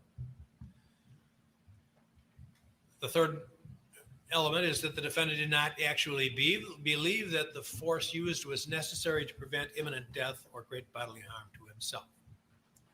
The third element of attempted first-degree intentional homicide requires that the defendant did not actually believe the amount of force was necessary to prevent imminent death or great bodily harm to himself. This requires the state to prove either that the defendant did not actually believe that he was in imminent danger of death or great bodily harm, or that the defendant did not actually believe that the amount of force used was necessary to prevent imminent danger of death or great bodily harm to himself. When attempted first-degree intentional homicide is considered, the reasonableness of the defendant's belief is not an issue. You are to be concerned only with what the defendant actually believed. Whether these beliefs are reasonable is important only if you later consider whether the defendant is guilty of attempted second-degree intentional homicide. If, as to the fifth count, you are satisfied beyond a reasonable doubt that the defendant intended to kill another human being, and that his acts demonstrate unequivocally that the defendant intended to kill and would have killed the other except for the intervention of another person or some other extraneous factor, and that he did not actually believe that the force used was necessary to prevent imminent death or great bodily harm to himself, you should find the defendant guilty of attempted first-degree intentional homicide. If you are not so satisfied, then you must find the defendant not guilty of attempted first-degree intentional homicide and must consider whether the defendant is guilty of attempted second-degree homicide, intentional, which is a lesser included offense of intentional homicide of the first degree. Again, you should make every reasonable effort to agree unanimously on the charge of attempted first-degree intentional homicide before considering the offense of attempted second-degree intentional homicide. However, if after a full and complete consideration of the evidence, you conclude that further deliberation would not result in a unanimous agreement on the charge of attempted first-degree intentional homicide, you should consider whether the defendant is guilty of attempted second-degree intentional homicide. Before you may find the defendant guilty of second-degree intentional homicide, the state must prove by evidence which satisfies you beyond a reasonable doubt that the following three elements were present. First, that the defendant intended to kill another. Second, that he did acts which demonstrate unequivocally under all of the circumstances that he had formed that intent and would have caused the death of another human being, except for the intervention of another person or some other extraneous factor. The third element is that the defendant did not reasonably believe that he was preventing or terminating an unlawful interference with his own person, or did not reasonably believe that the force used was necessary to prevent imminent death or great bodily harm to himself. You have already been instructed on the definitions of intent to kill unequivocally another person and extraneous factor. The same definitions apply to your consideration of attempted second-degree intentional homicide. The third element of attempted second-degree intentional homicide requires that the defendant did not reasonably believe that he was preventing or terminating an unlawful interference with his own person, or did not reasonably believe that the force used was necessary to prevent imminent death or great bodily harm to himself. This requires that the state have proved any one of the following. First, that the reasonable person in the circumstances of the defendant would not have believed that he was preventing or terminating an unlawful interference with his own person, or that a reasonable person in the circumstances of the defendant would not have believed that he was in danger of imminent death or great bodily harm, or that a reasonable person in the circumstances of the defendant would not have believed that the amount of force used was necessary to prevent imminent death or great bodily harm to himself. The reasonableness of the defendant's belief must be determined from the standpoint of the defendant at the time of his acts and not from the viewpoint of the jury now. The standard is what a person of ordinary intelligence and prudence would have believed in the position of the defendant under the circumstances existing at the time of the alleged conduct. If as to the fifth count you are satisfied beyond a reasonable doubt that the defendant intended to kill, and that the defendant's acts demonstrated unequivocally that the defendant intended to kill and would have killed another, except for the intervention of another person or some other extraneous factor, and that the defendant did not reasonably believe that he was preventing or terminating an unlawful interference with his own person, or did not reasonably believe that the force used was necessary to prevent imminent death or great bodily harm to himself, you should find the defendant guilty of attempted second-degree intentional homicide. If you are not so satisfied beyond a reasonable doubt that the defendant is guilty of attempted first or second-degree intentional homicide, you must determine whether the defendant is guilty of the lesser included offense of first-degree recklessly endangering safety, as defined in the criminal code, which is a lesser included offense of attempted first and second-degree intentional homicide. First-degree recklessly endangering safety, as defined in the criminal code, is committed by one who recklessly endangers the safety of another human being under circumstances which show utter disregard for human life. Before you may find the defendant guilty of first-degree reckless endangerment, the state must prove by evidence which satisfies you beyond a reasonable doubt that the following three elements were present. First, that the defendant endangered the safety of another human being. Second, that he did so by criminally reckless conduct, which means that his conduct created a risk of death or great bodily harm to another, and that the risk of death or great bodily harm was unreasonable and substantial, and that he was aware that his conduct created the unreasonable and substantial risk of death or great bodily harm. Great bodily harm means injury which creates a substantial risk of death or which causes serious permanent disfigurement, or which causes a permanent or protracted loss or impairment of the function of any bodily member or organ or other serious bodily injury. Third, that the circumstances of the defendant's conduct showed utter disregard for human life. In determining whether the circumstances of the conduct showed utter disregard for human life, you should consider these factors: what the defendant was doing, why he was doing it, how dangerous was the conduct, how obvious was the danger, whether the conduct showed any regard for life, and all other facts and circumstances relating to the conduct. If you are satisfied that all three elements of this offense have been proved beyond a reasonable doubt, and that the state has proved beyond a reasonable doubt that the defendant was not acting lawfully in self-defense, then you should find the defendant guilty of reckless endangerment of the first degree as submitted. If you are not so satisfied, then you must find the defendant not guilty. You are not in any event to find the defendant guilty of more than one of any sequence of offenses. So you can return only one verdict per count. You should consider the charged offense first. If you find unanimously that the defendant is guilty of the highest degree of crime, you need not consider lesser included offenses. If you decide unanimously the defendant did not commit the greater crime and was acting lawfully in self-defense,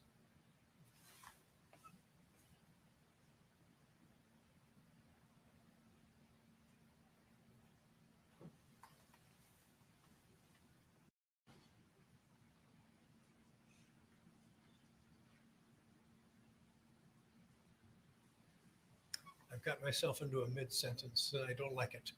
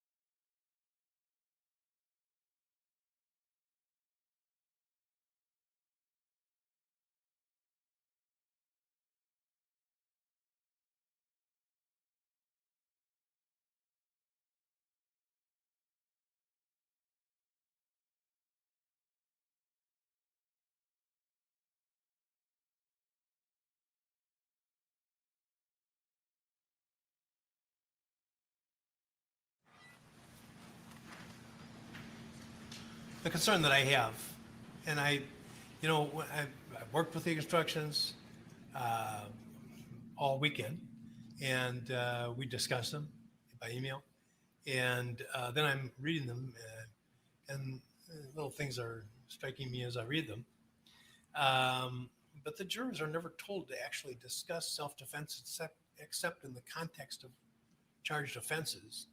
And what I was about to say to the jury, and decided I better talk to you people beforehand, is if the jury gets into a discussion of a charged offense, any charged offense, but let's use this one as an example. And they decide that the elements are there and he wasn't acting lawfully in self-defense, they're done. They never discuss the lessers. What? Was or was not acting lawfully in self-defense? Well, let's say if they decide the elements are there, but he was not acting lawfully in self-defense, they're done. Then they find him guilty of the charged crime. What if they discuss count 1 or count 5, I should say, and decide that the elements are there, but they all decide it was privileged under the law of self-defense? They're not. Is there anywhere that they're being told? Are they being told you're done? See, under the old law, we did do that. Is that in here? Where is it saying that? Yeah, that's what I used to construct these from scratch. And I would tell the jury, which I was just doing now, that, once you have exhausted this, you're done. As opposed to having them needlessly go through these lessers if they've already concluded that, and this is a case where this could happen. I'm not saying it should or would. I'm saying it could, that they would decide, well, yeah, the elements are there, and then they make a decision. And if all of them say, well, they all vote not guilty on the basis of, sorry guys, of a lot of busy stuff going on, then they really should not be considering lesser included. Am I wrong about that? So if they find perfect self-defense on the charged count, Yeah. they should be told. You see what this? Yeah, I'm sorry. I mean, I understand where the court's coming from. I guess they could consider the other ones in 30 seconds and just go down to be not guilty. But they're so complicated as it is. no, I understand. I feel terrible about giving this kind of stuff. It's just so well. Anyway, see what the instruction is telling them, that kind of cryptically. It says it tells them if after a full discussion.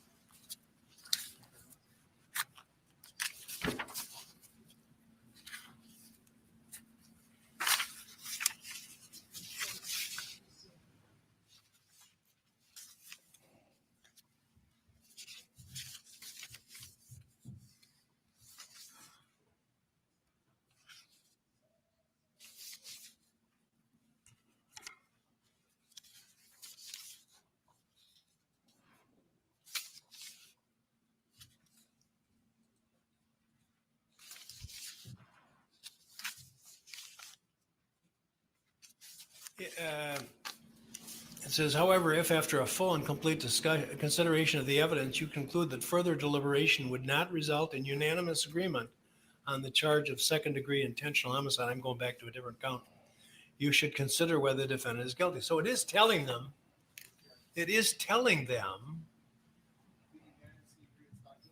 Yeah, I just think it's kind of unclear.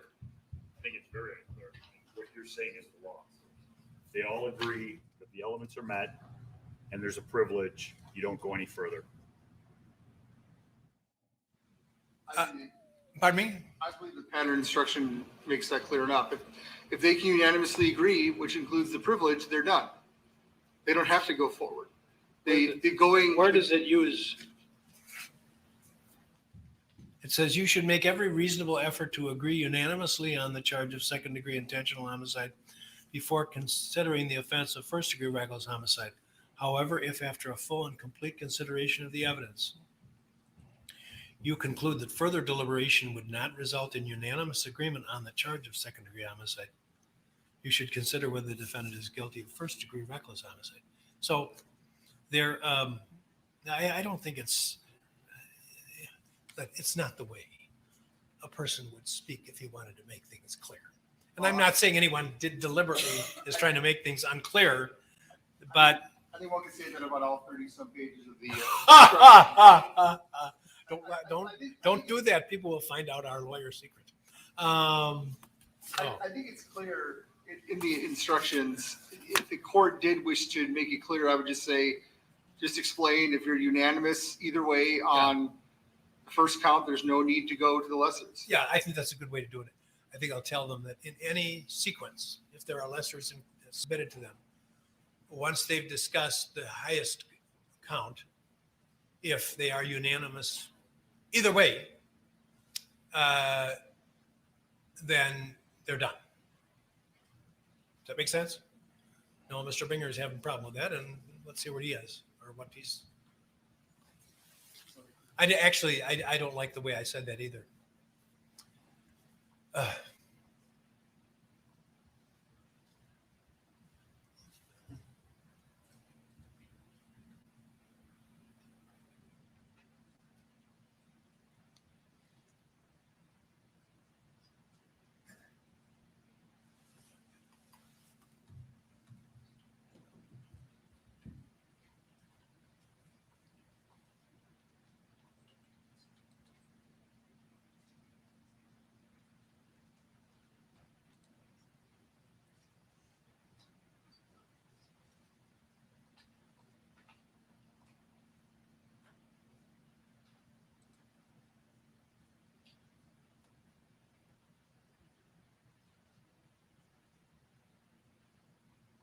How about this?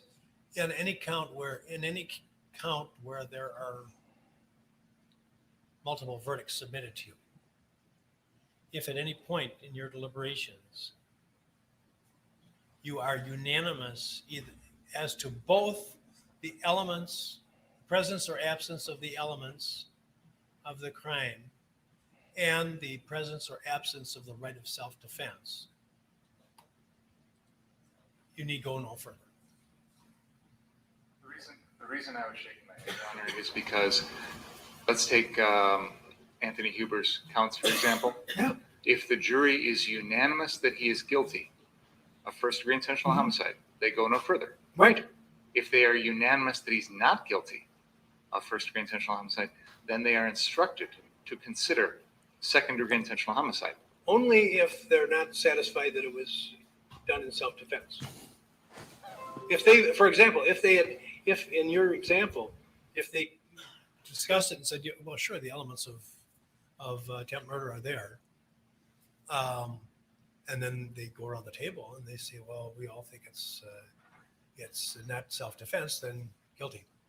If they all say we don't think it's, well, actually, if they all say we don't think it's self-defense, then it's not guilty. And what the jury is being told is if you can't agree unanimously, then consider these lessers. But I don't think it's so clear as it should be.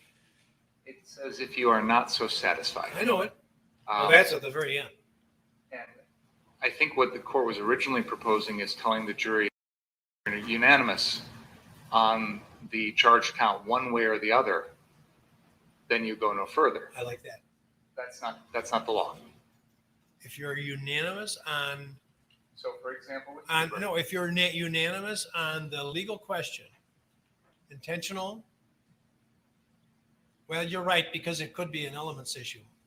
The jury, Maybe the constructions committee is right. I don't know. the jury only goes to lesser included if they are either unable to agree on the charge count or if they're unanimous not guilty on the charge count. Then they go to the lesser included.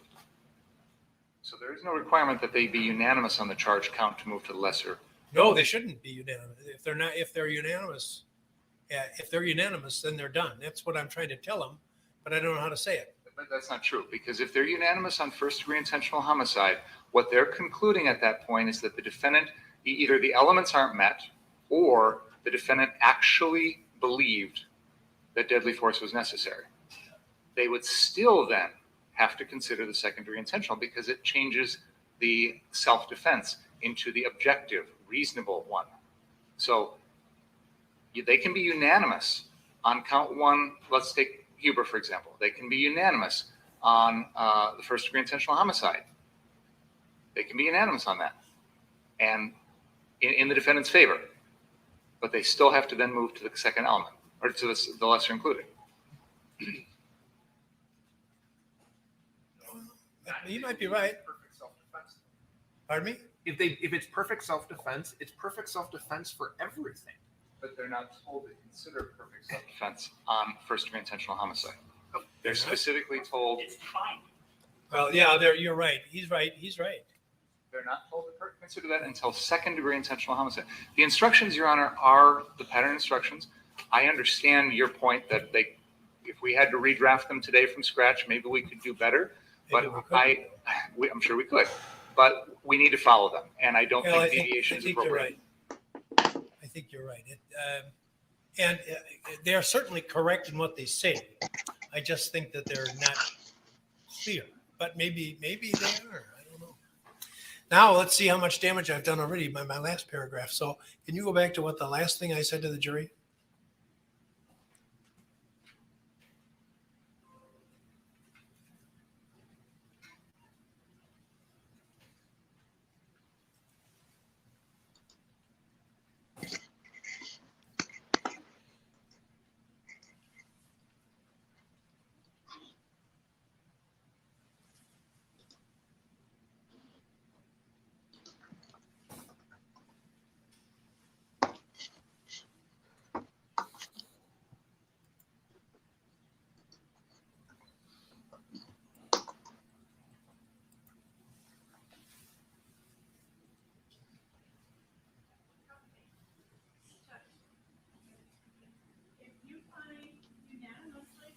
Defendant is guilty of the highest degree of crime, you need not consider lesser included offenses.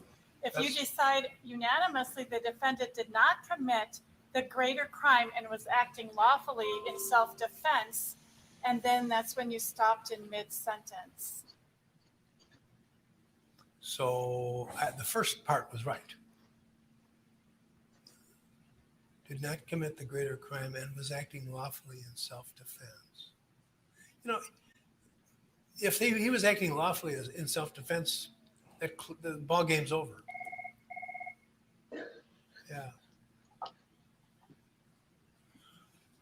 I think that's correct. Even your suggestion is seductive, Mr. Binger, but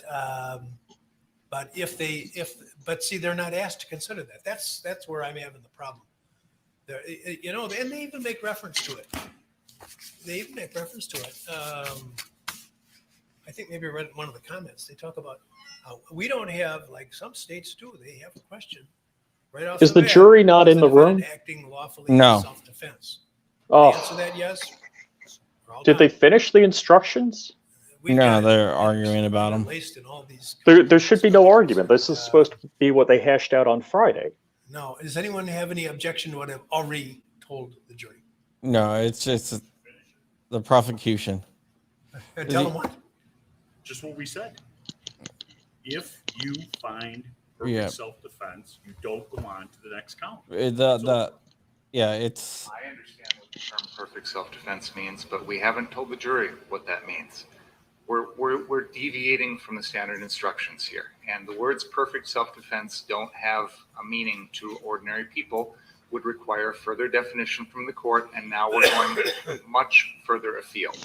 I also have a problem with the wording of, if you find the defendant is justified in his self-defense, because we've instructed them on his own subjective self-defense belief, which is a defense of first-degree intentional homicide. And then we've given them the instruction on what the law considers to be objective self-defense is what a reasonable person would think. When the wording that was just read by the Madam Court Reporter doesn't delineate between those two things. And I think, as I said, and I've repeated here several times, I think the more we deviate from these standard instructions, the more confusion it causes. Counsel has asked you to read the self-defense individually on each count. So they're already being told on each count that you are to consider the final thing is the objective self-defense. And that is if you find that, then he's not guilty. And to say across the board that you find self-defense is a defense to everything is not technically true, because there are different self-defense claims as to the different counts. So, for example, he may be justified to self-defense as to Rosenbaum, but not as to Huber. So a blanket statement that says anytime you find justified self-defense, he's not guilty, is not technically true. Well, so again, it is if you're talking just about an individual count. But I was saying blanket. And I think what I'm going to tell them, in addition to what I've already said, is if they are discussing a count that has multiple possible verdicts. I think that the standard instruction already spells that out, Your Honor. I agree. If we had to do it from scratch, we could do it better, but I don't think we should deviate any further, because I think it's causing confusion.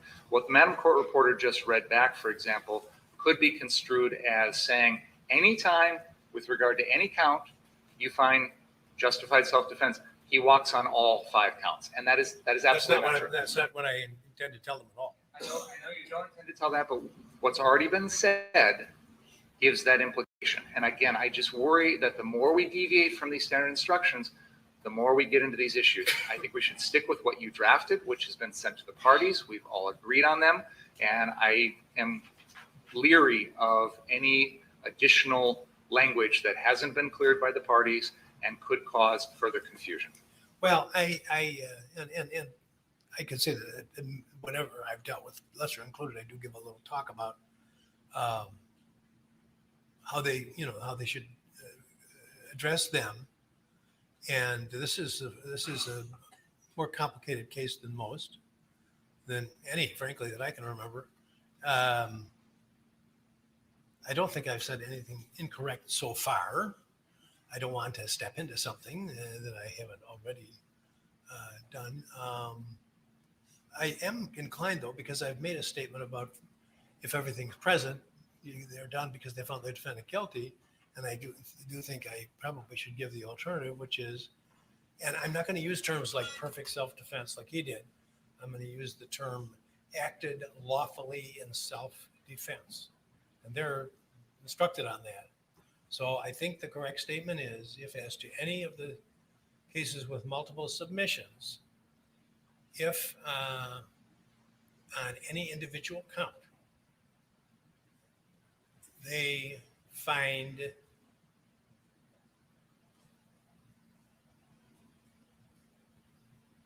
in their consideration of the charged offense that the defendant acted lawfully in self-defense, they're done. Any objection? No. Okay. While we're talking about the jury instructions, it was noticed as you read them on page 10, which is count 3, it should be first-degree reckless endangerment, and it's written and you read homicide, which is not a homicide count. So on page 10? Top page 10 on count, still at the end of count 3, it says you should find the defendant guilty of first. Yeah, you're right. Homicide. You're right. It is in there as homicide.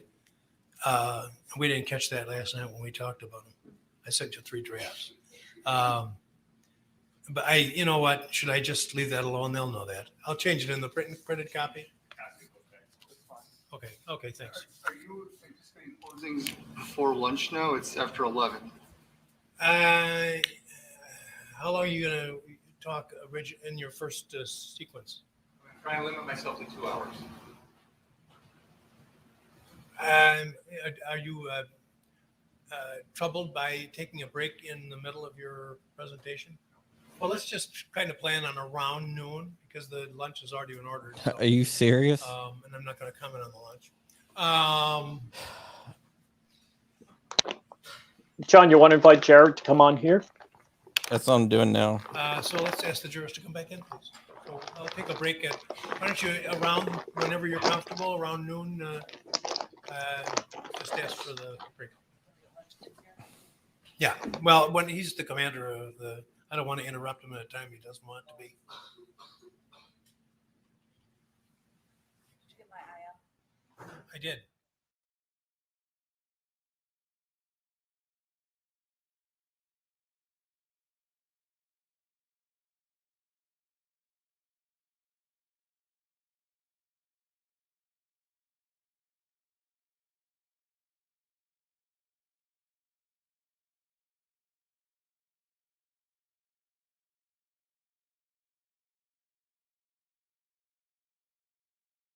All right, he brought it back up.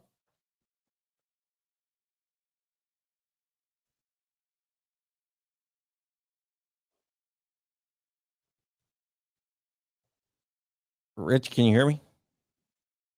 All right, yeah, he brought it back up. So, Okay. folks, what I was talking about with Wolverine's the cases mother. that you have I was just joking. multiple possible verdicts submitted to you for consideration, when you address the charged crime, if in your discussions you conclude that the elements are present and the defendant was not acting lawfully in self-defense, then you needn't go any further. You can return your verdict of guilt based upon that conclusion. If in your discussions as to any individual count of those with multiple possible verdicts, in your initial discussion, if you decide that the defendant acted lawfully in self-defense, you're done. And you can return a not guilty verdict without considering the lesser offenses. Any question about that? It hopefully will become clear. I'm going to give you written instructions because I know this is arduous going through this, but every bit of it is important. But you'll get written instructions for your reference in considering these things.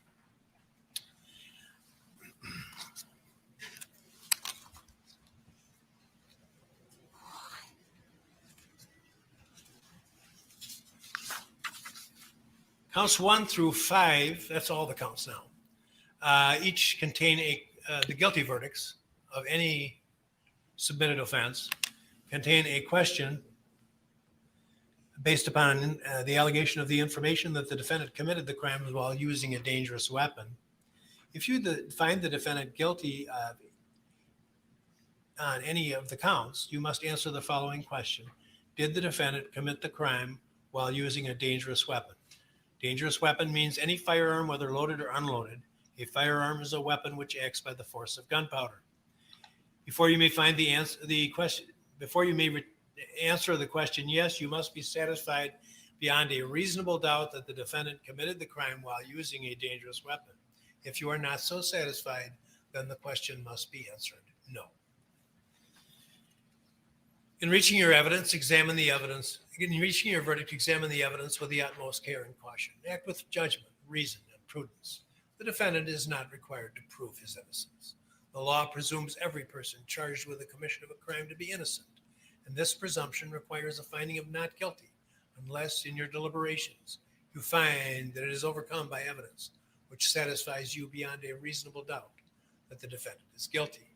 The burden of establishing every fact necessary to constitute guilt is upon the state. Before you may return a verdict of guilty, the evidence must satisfy you beyond a reasonable doubt that the defendant is guilty. If you can reconcile the evidence upon any reasonable hypothesis consistent with the innocence of the defendant, then you must do so and find him not guilty. The term reasonable doubt means a doubt based upon reason and common sense. It is a doubt for which a reason can be given, arising from a fair and rational consideration of the evidence or want of evidence. It means such a doubt as would cause a person of ordinary prudence to pause or hesitate when called upon to act in the most important affairs of life. A reasonable doubt is not a doubt which is based upon mere guesswork or speculation. A doubt which arises merely from sympathy or from fear to return a verdict of guilt is not a reasonable doubt. A reasonable doubt is not a doubt such as may be used to escape the responsibility of a decision. Examine the evidence and search for the truth, giving the defendant the benefit of every reasonable doubt. Evidence is defined first as the sworn testimony of witnesses, both on direct and cross-examination, regardless of the party who called the witness. Second, any exhibits which have been received, whether or not they accompany you to the jury room. Third, any facts which the lawyers have agreed or stipulated, or which I have directed you to find. Anything that you may have seen or heard outside the courtroom is not evidence. You are to decide the case solely on the evidence offered and received at this trial. You should disregard entirely any question to which I did not permit an answer. Do not guess what the witness's answer might have been, and if the question itself suggested that certain information might be true, ignore the suggestion and do not consider it as evidence. Attorneys for each side have the right and duty to object to what they feel are improper questions asked of witnesses and to the receipt of other evidence which they believe is not properly admissible. You should not draw any inference or conclusions from the fact that an objection is made. By We're allowing done. testimony or other We got taken evidence to be down. received over objection, Are we still did not on? mean to indicate any opinion as to that evidence. You jurors are the sole judges of the believability of the witnesses and of the weight of the evidence. At the beginning of the trial, I described the charges against the defendant, counts 6 and 7, which respectively charge possession of a firearm by a minor and curfew violation, have been disposed of and are no longer part of this case. The other counts remain. Do not guess about or concern yourselves with the reasons for these dispositions. It must not affect your consideration of the charges that remain. Do not consider evidence that related only to the counts which have been disposed of. During the trial, I have ordered certain testimony stricken, and you must disregard all such stricken testimony. Exhibits become evidence only when received by the court. An exhibit which was marked for identification but not received is not evidence. Yeah, they killed my stream. Whether or not, is not evidence. An exhibit received is evidence whether or not it accompanies you to the jury room. Remarks of the lawyers are not evidence, and What if the stream do they remarks kill? suggest certain facts not in evidence, disregard the suggestion. You should consider carefully the closing arguments of the attorneys, but their arguments, opinions, and conclusions are not evidence. Draw Private. your own conclusions from the evidence and decide upon your verdict Let's see. upon the evidence under the instructions given. I'm trying to verify my stream is I have down. taken judicial notice of certain facts, and you are Yeah, my directed to stream is accept definitely them as down. true. The state has introduced evidence of statements which it claims were made by the defendant.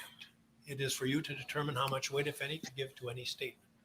In evaluating each statement, you must consider three things: whether the statement was actually made by the defendant, only so much of a statement as was actually made by a person may be considered in evidence, whether the What a statement was accurately effing joke, restated here at the dude. trial, whether the My statement stream or is part of up the and document limited, apparently. you should consider the facts and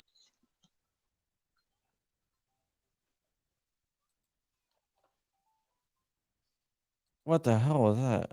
All right, hold on.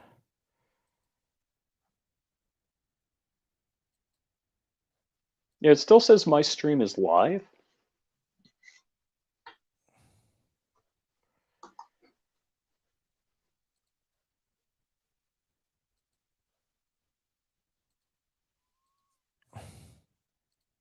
Ad suitability is limited. facts. However, witnesses with All right, I'm gonna try to go specialized back live knowledge on in particular mine. fields may give opinions in those fields. In determining the weight that you give to these opinions, you should consider the qualifications and the credibility of the expert, the facts upon which the opinions are based, and the reasons given for the opinion. Oh, no, it says stream unavailable on mine. Reach a conclusion. However, you are not bound by any witness's opinion. It is your duty as jurists to scrutinize. I'm gonna try. I'm gonna switch.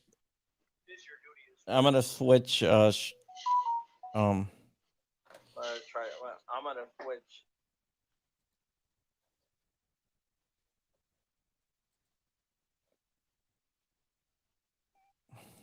His opinion.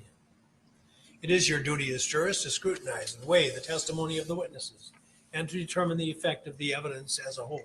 I see Yeah. Guns The and sole Gadgets judges is of the going. credibility, that is Yeah, the yeah, he believability restarted. of the witnesses and of the weight to be given to their testimony.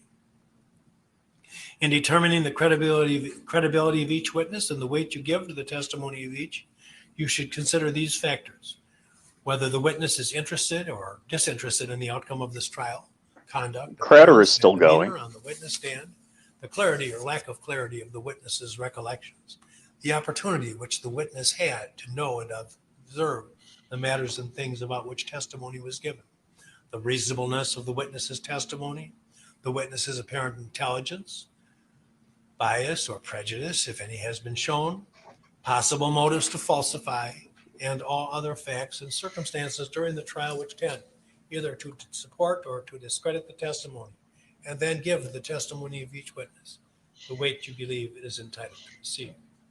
The defendant has testified in this case, and you should not discredit his testimony just because he is charged with a crime. Use the same factors to determine the credibility and weight of the defendant's testimony that you use to evaluate the testimony of other witnesses.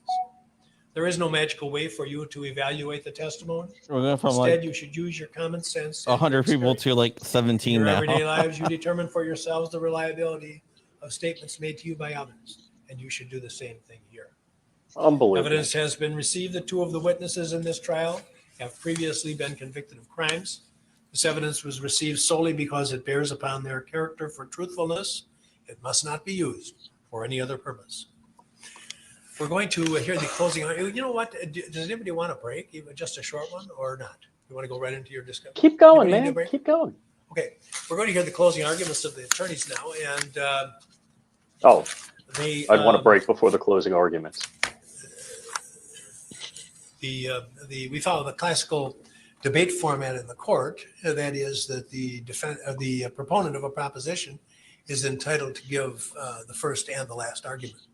So Mr. Binger will address you first on behalf of the state, then Mr. Richards for the defense, and then after his remarks, one of the attorneys for the state will be addressing you on behalf of the state in rebuttal, limited to rebuttal of things stated by Mr. Richards during his presentation.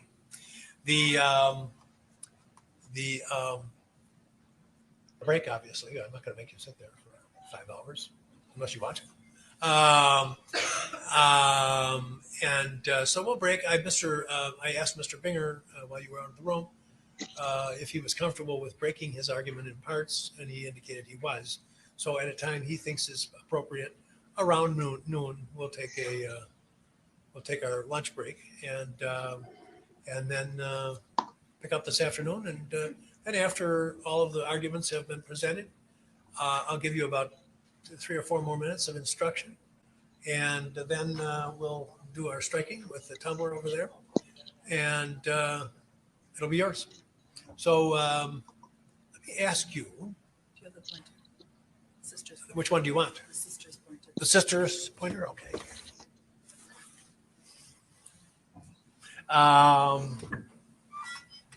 We'll take a vote right now. Supposing the case arguments are finished at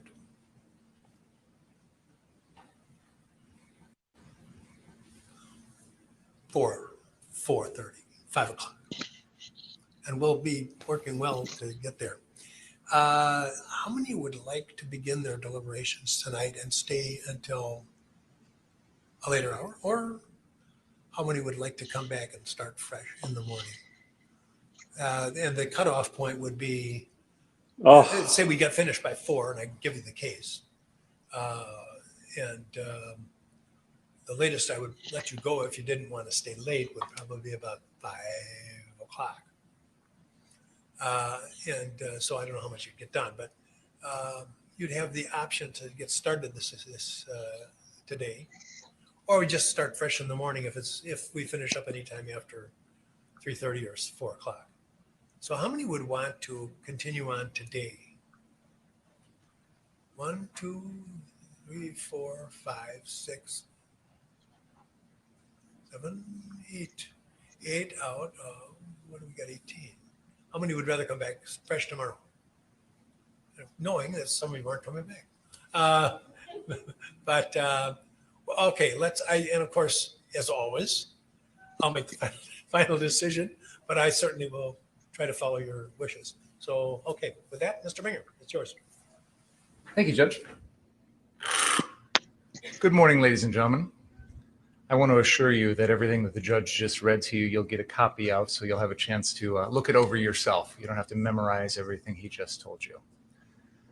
I think it's no surprise that this is a case that there's a lot of noise and a lot of static surrounding it. Hello? So what I'd like to do at the beginning is crystallize it in a nutshell for you and keep it as simple as possible. This is a case in which a 17-year-old teenager killed 2 unarmed men and severely wounded a third person with an AR-15 that did not belong to him. This isn't a situation where he was protecting his home or his family. He killed people after traveling here from Antioch, Illinois, and staying out after a citywide curfew. Your Honor, I'm objecting. There's no curfew charge anymore. There's no gun charge. Although he claimed there's no charge, but and there has been some discussion about the lawfulness of the curfew, not in this case, but elsewhere. So it's there, but there had been a curfew announced. That does not mean that it was technically lawfully. How many people were arrested for violating the Legal curfew? But there had been an announced curfew, so I'll leave it at that. And it was a curfew that all the rest of us here in Kenosha were aware of. And I think most people, most reasonable people,